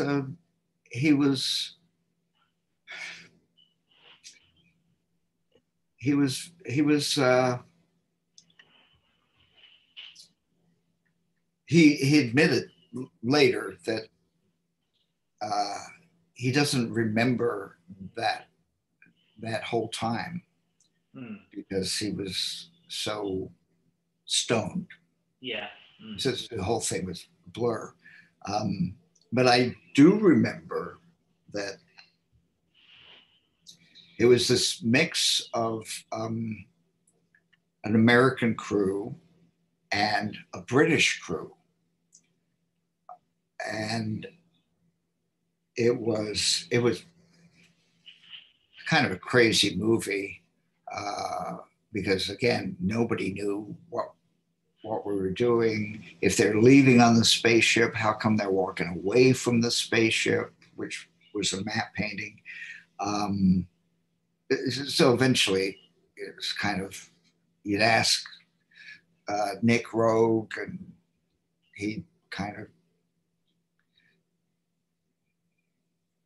he was Nick Rogue. So, uh, but one instance is that we were waiting on David to come out to the set, and so his car, his town car, pulled up, and it was down a little hill, and the driver gets out and walks up to us, and the driver was an American. I think he was probably a Teamster, had to be, and comes up, and the production manager is looking around and going, "Well, where's David?" And the driver says, "He's still in the limo." Well, why didn't he come out? He's waiting for one of us to go and open the door. The first AD goes sprinting down there. It's like, "Oh, good morning, Mr. Bowie." It's hilarious. I, I thought it was a fun movie. I had great respect for him as a performer, Oh yeah. and it was a treat. Mm. He was he wasn't a he wasn't a complete diva to the crew, but it was just kind of like, okay, this is what we do. I'm a star. You're a teamster. Yeah. There's He was aware of the hierarchies, sort of. yeah. See, you gotta respect the star. Mm. And from what you were saying earlier about Michael Jackson, it seemed that Michael was more down to earth compared to Bowie. Was that perhaps? Michael. Michael's very unique. A lot of people said the reason he had such a so many issues was he never had a childhood. No, yeah, Part that's right. of Jackson 5, and he didn't grow up and go play in the streets and build tree houses and that kind of stuff. So he was always missing that and trying to find it. Mm. I He was such a such a warm-hearted, generous person, Mm. and he was special. Oh yeah. And in a similar vein, George Lucas was very generous, Yes. and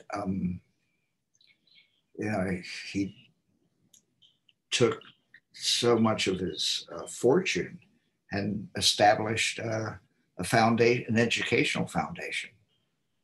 Yeah. And he never really bragged about it, but put 4 billion or whatever into this foundation that's still around, and I think that's giving back is important. Yeah. Yeah, sounds like a great person, really, in terms of. And he also, I'm sorry to interrupt, but on Empire Strikes Back, I think it was Empire Strikes Back. Yes, it was Empire Strikes Back.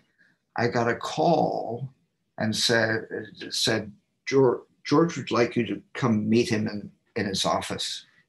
And I thought, okay, well, normally he'd come by the department if he had something to say. So I went to his office, and he said, I'd like you to be discreet about this, but I'm going to give you 1/4 of a point, out of the profits. And I said, oh, nobody ever said that to me before. Yeah. Because I got paid for the job, and so didn't owe me anything. And he said, this is because this is both for Empire and for Star Wars. Because Star Wars, I didn't have the ability. I didn't have enough points that I could give away because I wanted to hopefully finance Empire. Yeah. And that just, so I kept getting royalties for a couple, 3 years. Check arrived in the mail. Started out pretty big and then, dwindled. But so every New Year's, I'd send him a handwritten thank you note. That's a lovely thing to have done. Yeah. Well, we did, that's George. Yeah. That's lovely story. That lovely.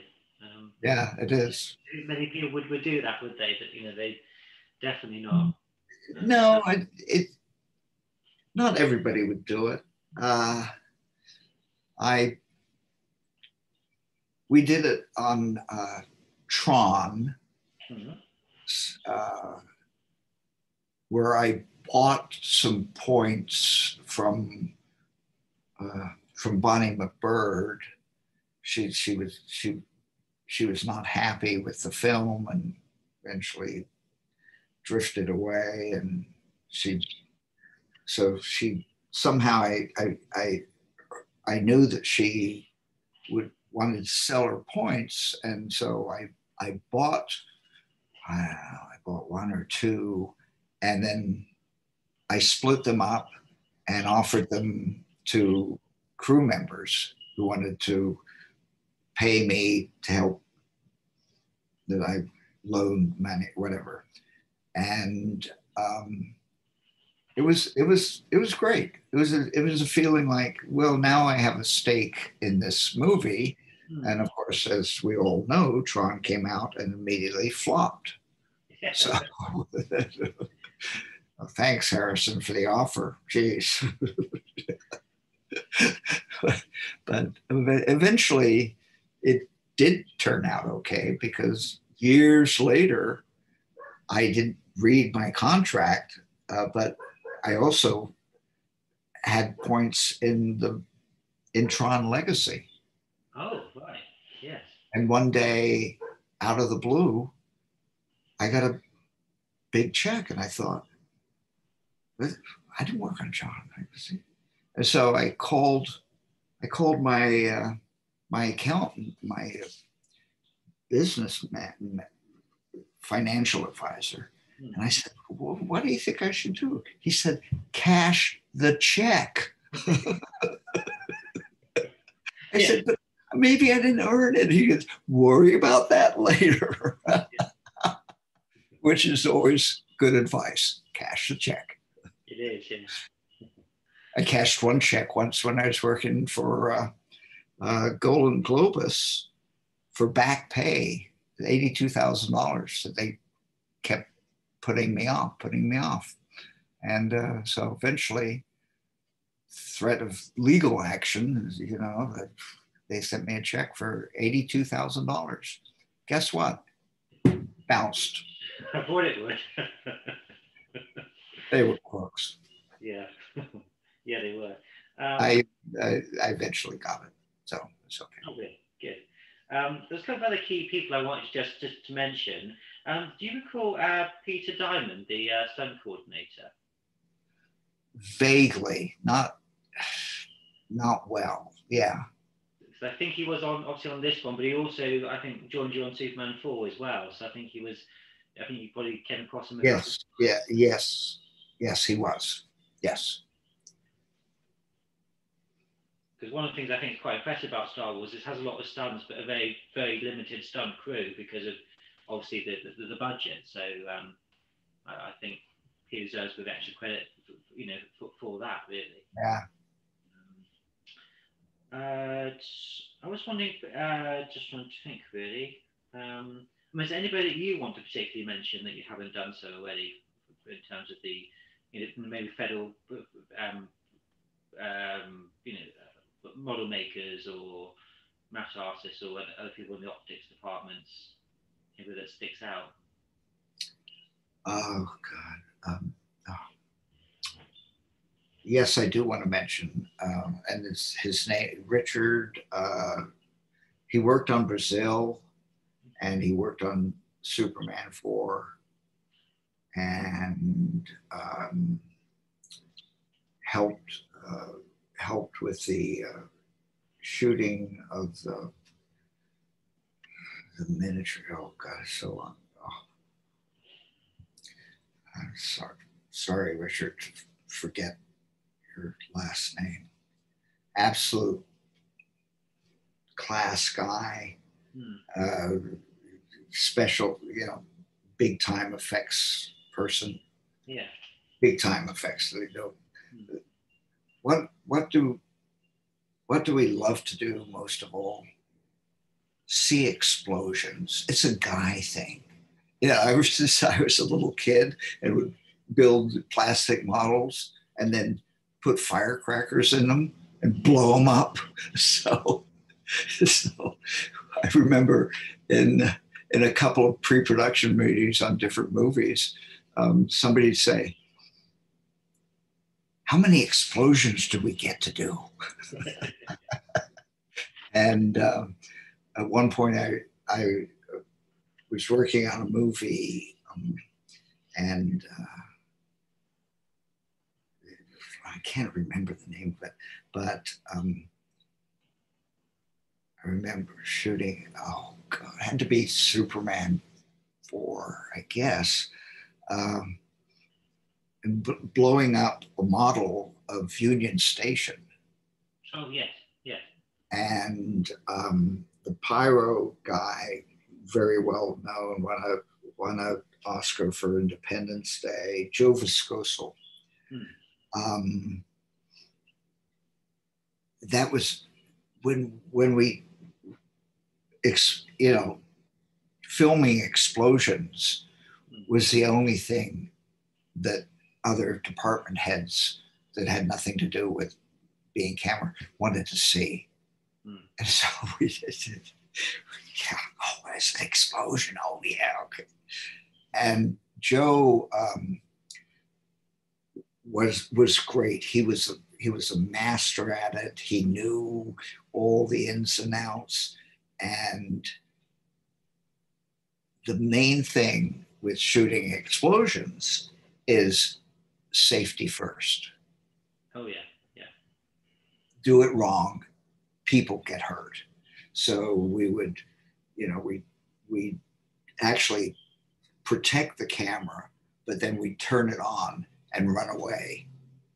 Well, Joe, hit the thing off camera to make the explosion. And sometimes people would say to me on the cruise, they say, well, can't we just stay close? I said, no, I know it's tempting, but no shot is worth a life. And this is far too dangerous. And there have been cases, sadly, in the past where somebody took a chance and thought, oh, whatever. No, I'm a stickler for that. And I'm proud to say, yeah, there were times I would have liked to have been closer, but that's why you have film. Yeah, yeah. And it was always cool. So it was great fun. Yeah.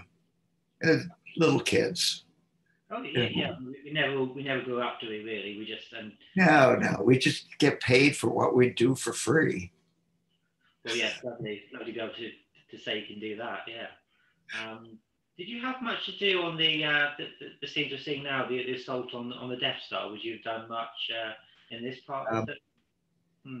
No, Ralph did where they start the dive. Oh, yeah, So there's a painting of the Death Star that Ralph Mcquarrie did, and the sequence goes, and it goes from the painting to the miniature, and the join is hidden by the fact that there's a burst of the laser, so it's seamless. Pretty clever. Very good indeed. Must be George's idea. Yeah. Obviously, we were saying earlier that you did a miniature of part of the Millennium Falcon to match with the map. Yeah. What sort of other miniatures would you have done on this one?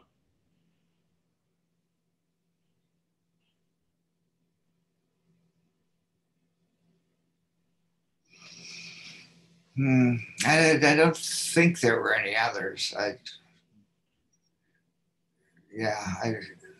see some of the backgrounds here of the ships exploding.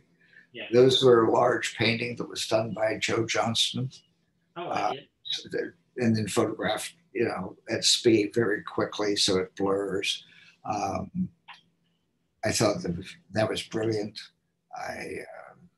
Everything about the movie is so special, and it's just nice to be a part of it in some small way. It's very clever in terms of how it's clever. Yeah, it was that new breed of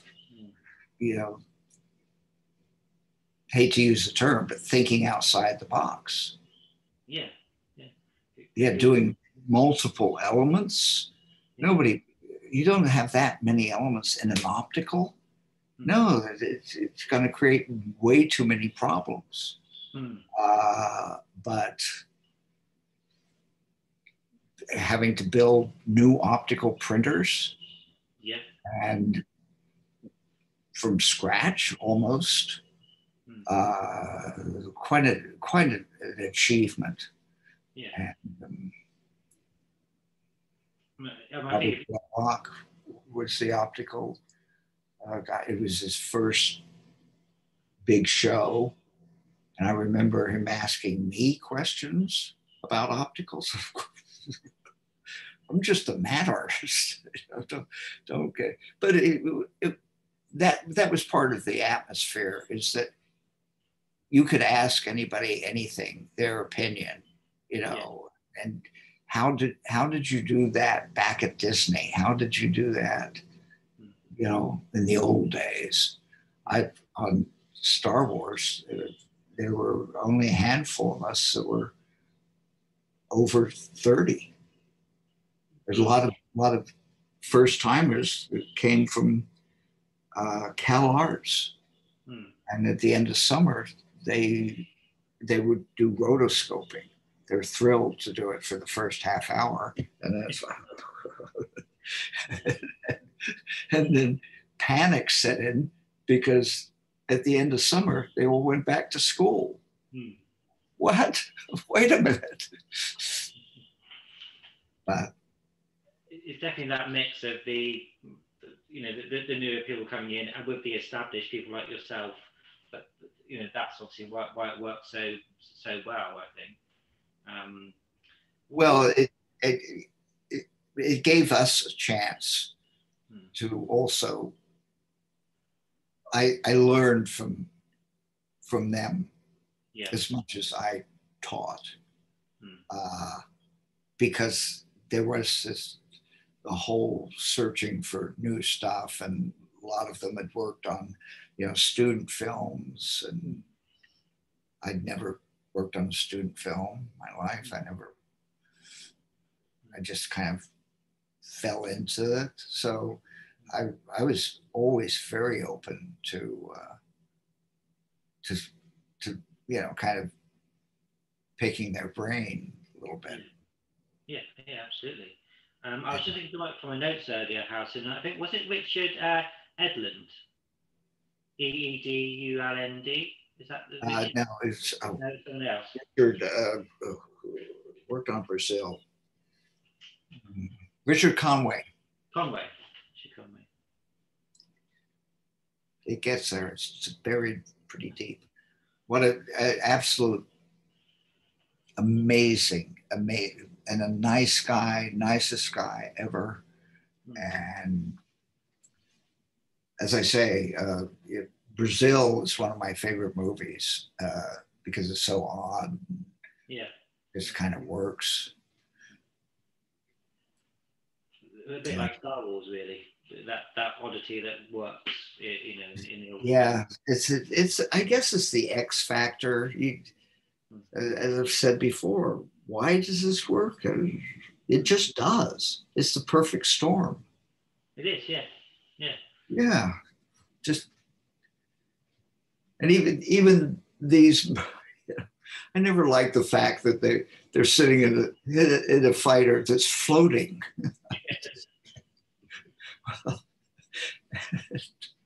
Okay, we're just kind of floating along here with things. But that's nitpicking. And if they were dead still, it wouldn't have the dynamics to it. No.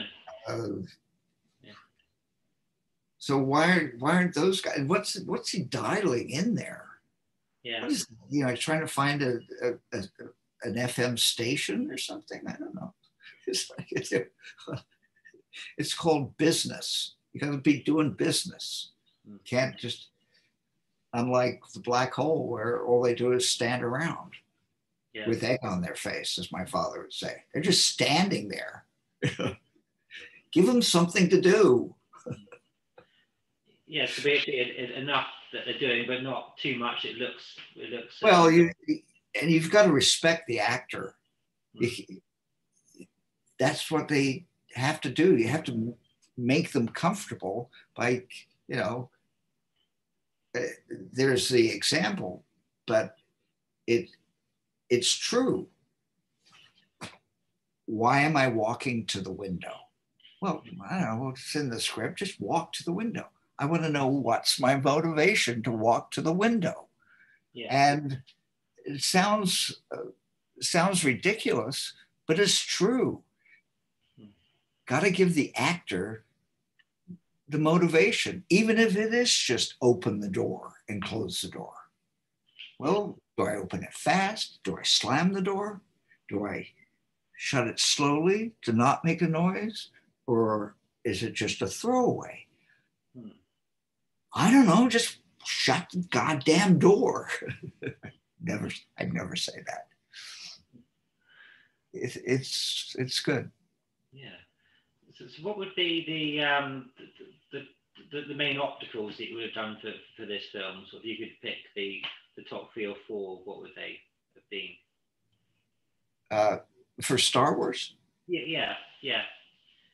I mean, anything we haven't discussed so far, so we've mentioned a lot of the matte paintings, but what sort of the optical elements of? Well,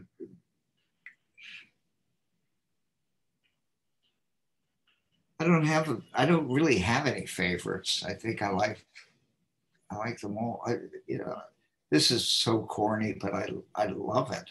The medal ceremony. Yes. Here we go. Look at this. Hmm. And what are they looking at?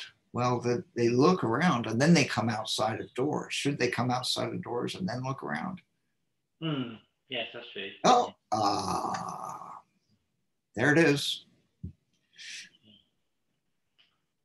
And that's a very good, because obviously that again is obviously one of the. Yeah, we tried. George had initially, he didn't have this many extras, so he'd place them in different spots, and then I would have to put them all together with joins in, as well as doing this ivy over the backlight in the back. Right. And the sides. So it was in the very original one. You can see that the troops are painted because they just kind of look like a painting, and they're sitting there very still. And it always kind of bothered me. So I was very happy to see that in the next one, or the special editions, whatever they're called, that everything been cleaned up and made to look better. Yeah. So in terms of the changes of the films over the years, there are some that you're probably more happy with than others, I imagine. Yeah. Hey, Mike, I'm in here. Hey. That's my son. Yeah, I'm still on the Zoom thingy. Okay, I'm just gonna run it out. Okay, no problem.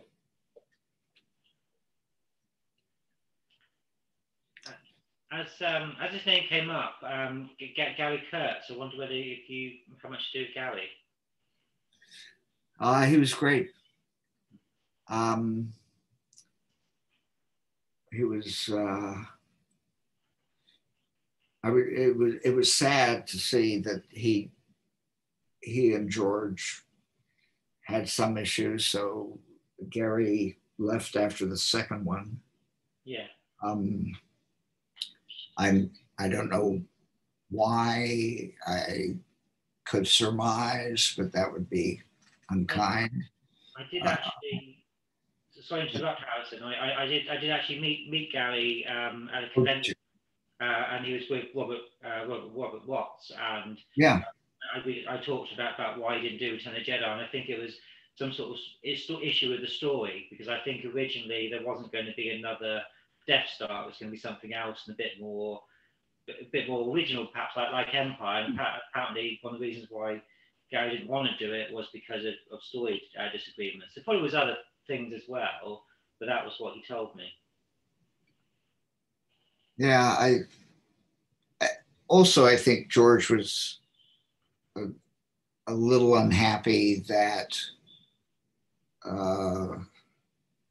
since Empire was a lot of George's own money,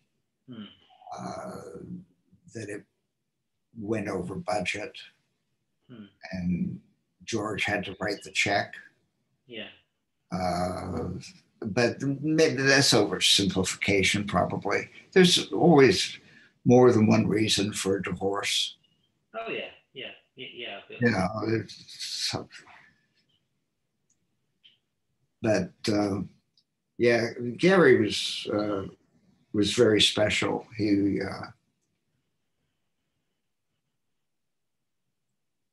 I only got in trouble once, and it was when I got called by, I think, was it People magazine on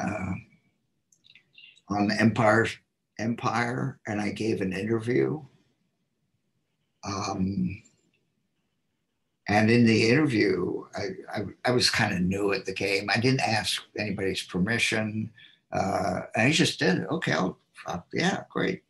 And I said something to the effect that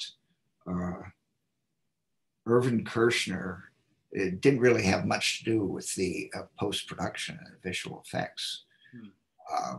So that was a no-no. Yeah. And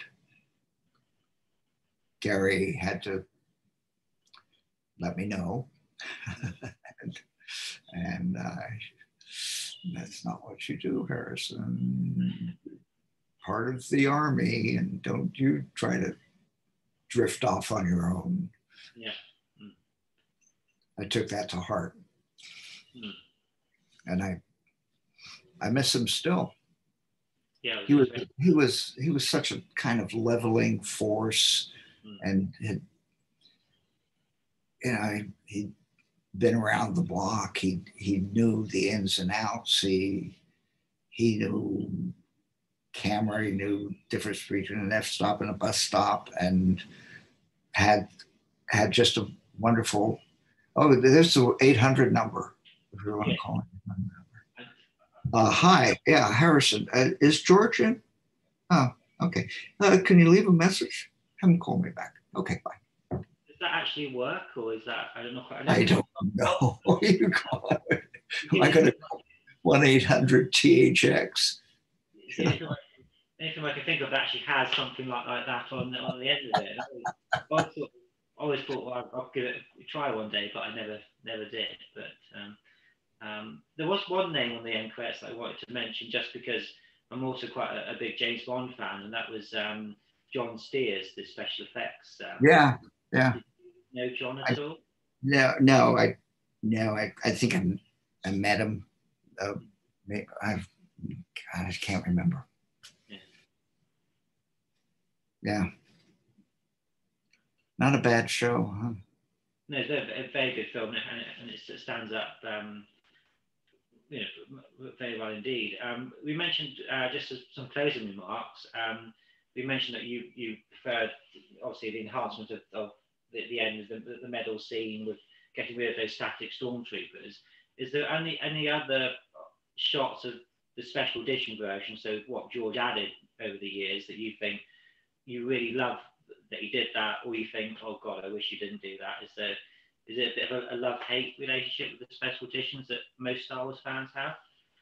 Yeah, it's a good point, because some, especially with the technical things of having to take the wheels off of the speeder when it comes into town, and that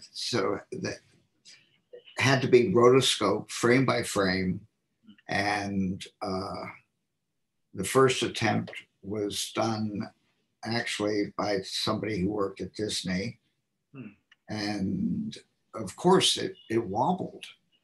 And I would say to George, I think it would be better if it had a glow underneath it. And he said, no, I don't want a glow. I want it clean. Mm-hmm. So, you know, in the special editions, it's clean. Yeah. But it always kind of bugged me. I think that, yeah, there was another shot of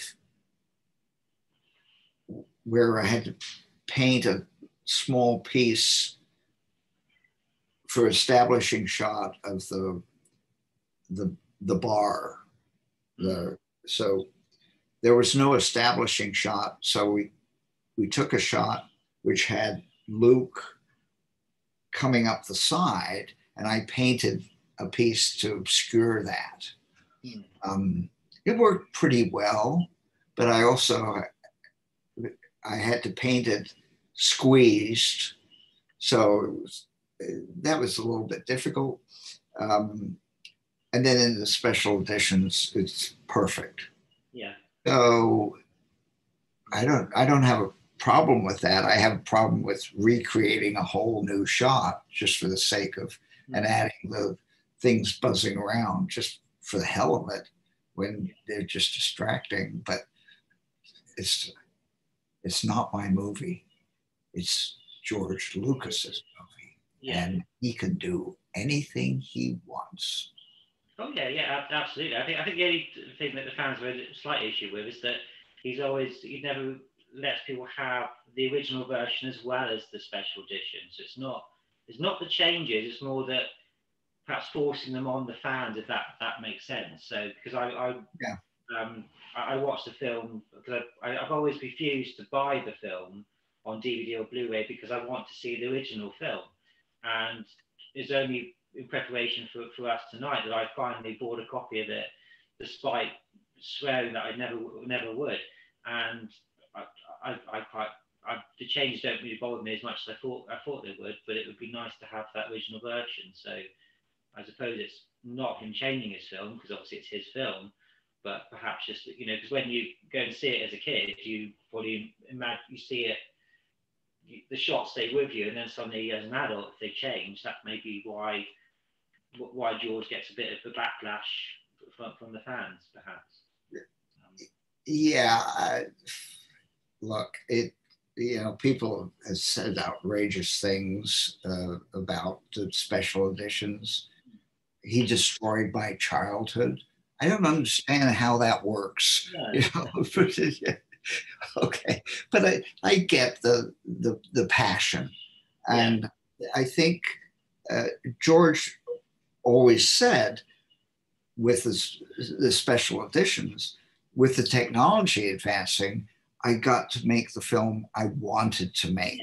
That's right, yeah. And I respect that, and I like some of the special editions, and I like the one that took the original film and just, as I said earlier, just fixed the wonky stuff and let the rest of it be what it is. So, you're always,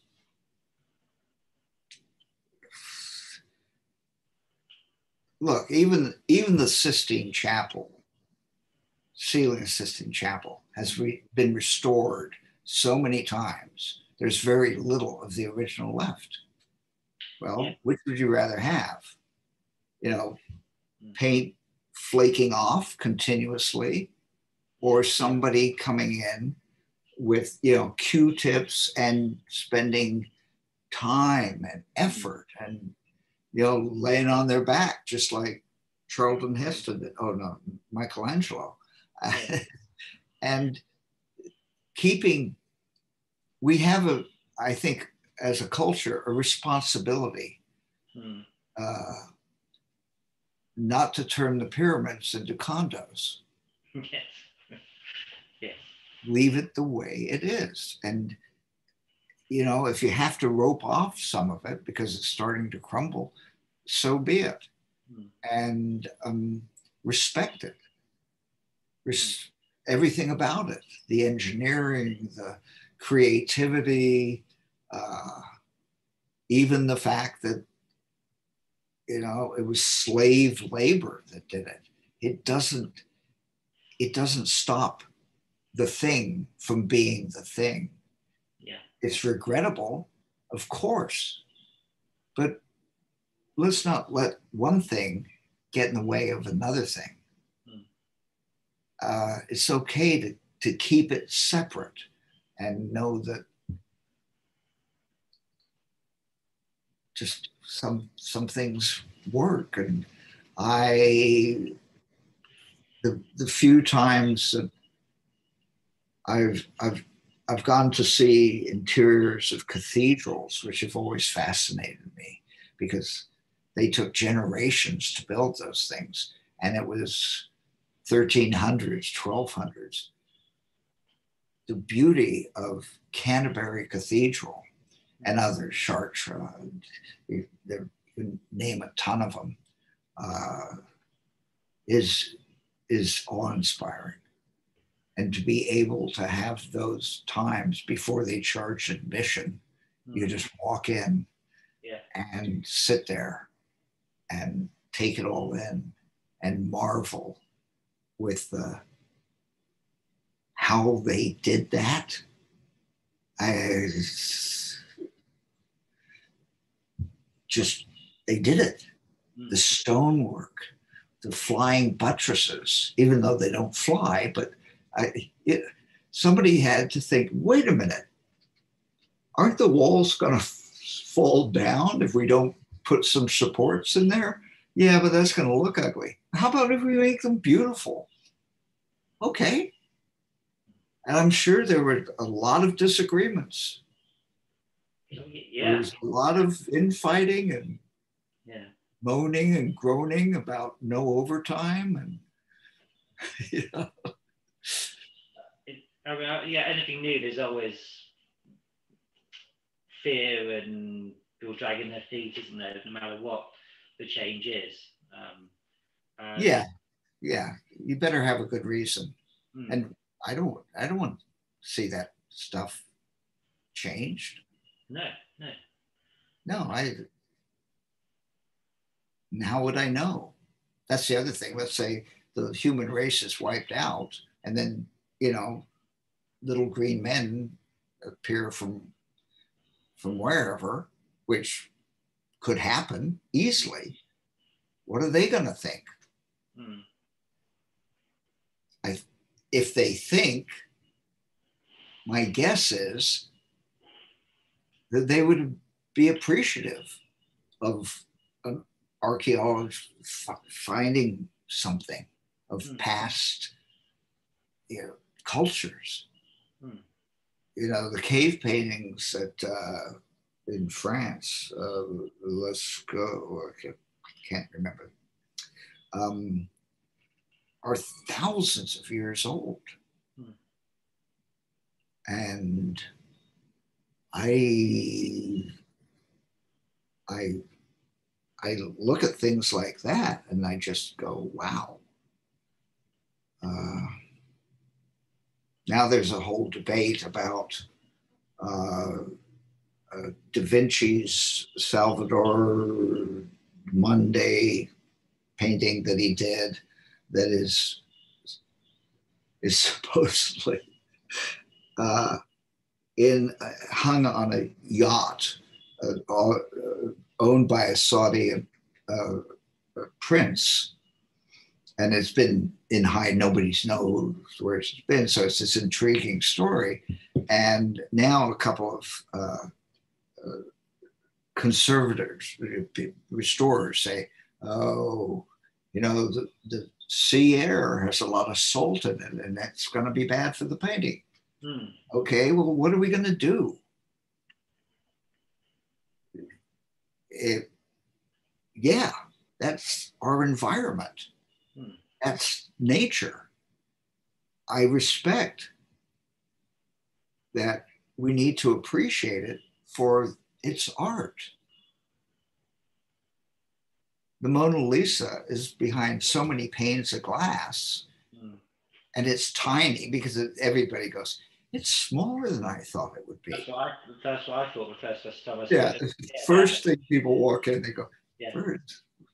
Oh, it's smaller. It's probably. Yeah. Now, I think, and this is cynical me, it's actually a really good chiclet of the Mona Lisa. I mean, who's going to tell? Yes. It's behind so much glass, you can't get up close to it. And the real Mona Lisa may be with the other painting on the yacht. Yes. There's been great stories, novels, and movies about forgeries. And at one point, if I may digress, there were a collection of, I think, about a dozen Rembrandts at the Pasadena Museum of Art or something like that. Anyway, in Pasadena. And then somebody came along and said, well, all but two of them are fake. Oh, God, you would have thought they had started, running around and stealing from blind people. I mean, it was an outrage. My thought is, they're still good, aren't they? Doesn't matter who painted them. Yeah, that's right. They're good. Yeah. They're not real Rembrandts. Well, how do we know Rembrandt painted Rembrandts? He had a bunch of little kids, interns that came in, block it out. What do you? Yeah. Remy, what do you think about this? Oh, I don't know. Okay. Looks pretty good. Maybe the light should be a little harsher from here. And I know I'm being glib, but appreciating things of beauty, whether nature, man-made, never fails to intrigue me. I live in a wonderful neighborhood. I have a great view, and it never gets old. No. Yeah. Beauty is beauty, isn't it? It doesn't matter man, nature, whatever it is. I mean, some of the nicest night skies you see are all thanks down to pollution and things like that. And yes, and thankfully, I remember, smog in the Los Angeles basin that was pretty nasty. And there would be sigillers and days you couldn't drive your car and so on and so forth. Now, the air is clear. It's rare to see, my only problem is that the gardeners use the gas-powered blowers that are noisy and stink. So, okay. It's called a rake, but that's, what do I know? That's right. But there's so much good that's going on, and we've experienced such a wonderful spring that's been more intense than for a long time. So the oak tree is happy. That I have a creek that's happy. That usually comes close to drying out, but because of the weather cycles we've had, and the clear air, it's lovely. It's I hope I never take it for granted. And I learned a lot of this from doing paintings, which is so much about observing. Where's the light coming from? Where's it? Where the shadows have a slight blue tint to them? Well, why is that? Because the sky is blue and it's more, so you're getting direct light versus reflected light, and there's a lot to learn about aerial perspective and real perspective, and dark light tones. You can never know it all. Oh no, that's even Rembrandt, I'm sure, had a bad day. Oh yeah, I'm sure. That's the thing about life. There's so much there's more that can be. There's more to be seen that ever can be seen by one person. You know, it's a constant learning all the time, and just trying to understand as much as we can in our brief time Yeah. on this planet, really, and just always be amazed, always be in wonder and awe about the world, rather than think, oh, isn't it awful? This happens, or this happens, or this happens. But keeping that joyous view of it all. And let's face it, in the end, Mother Nature wins. We'll be gone. Yeah. The oak tree will still be there. Yeah. So don't disrespect Mother Nature, because as I say, she'll show up when the camera crew shows up, and she'll decide, maybe a hurricane would be appropriate here, just to remind everybody.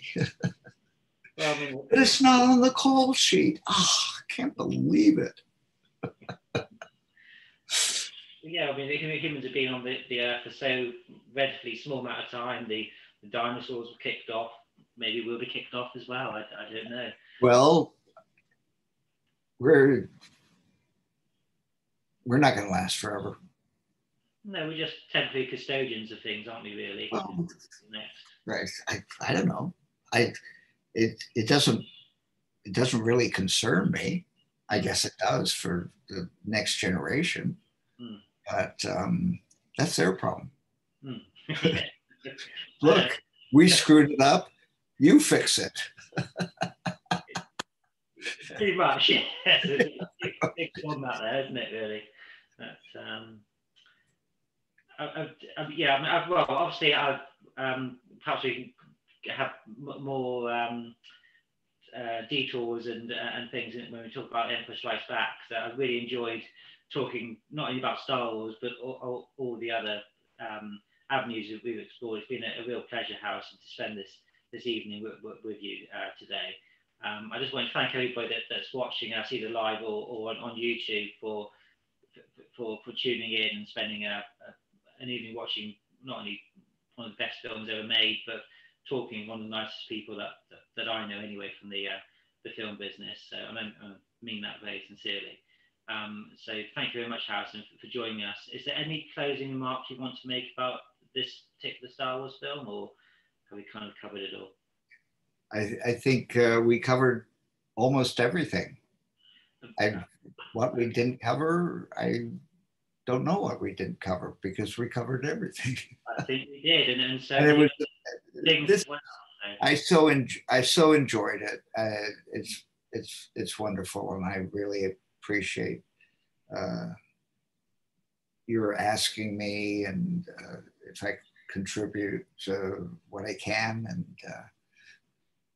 it's been a real pleasure for me as well, Harrison. I look forward to us talking about Empire Strikes Back. I'll drop you an email to arrange a time for that, and if it's half as good as this, I'm really looking forward to it. So have a fantastic.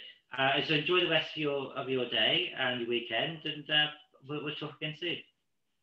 You as well. Okay, take care. Thanks very much. Take care. Thank you. Bye. Bye.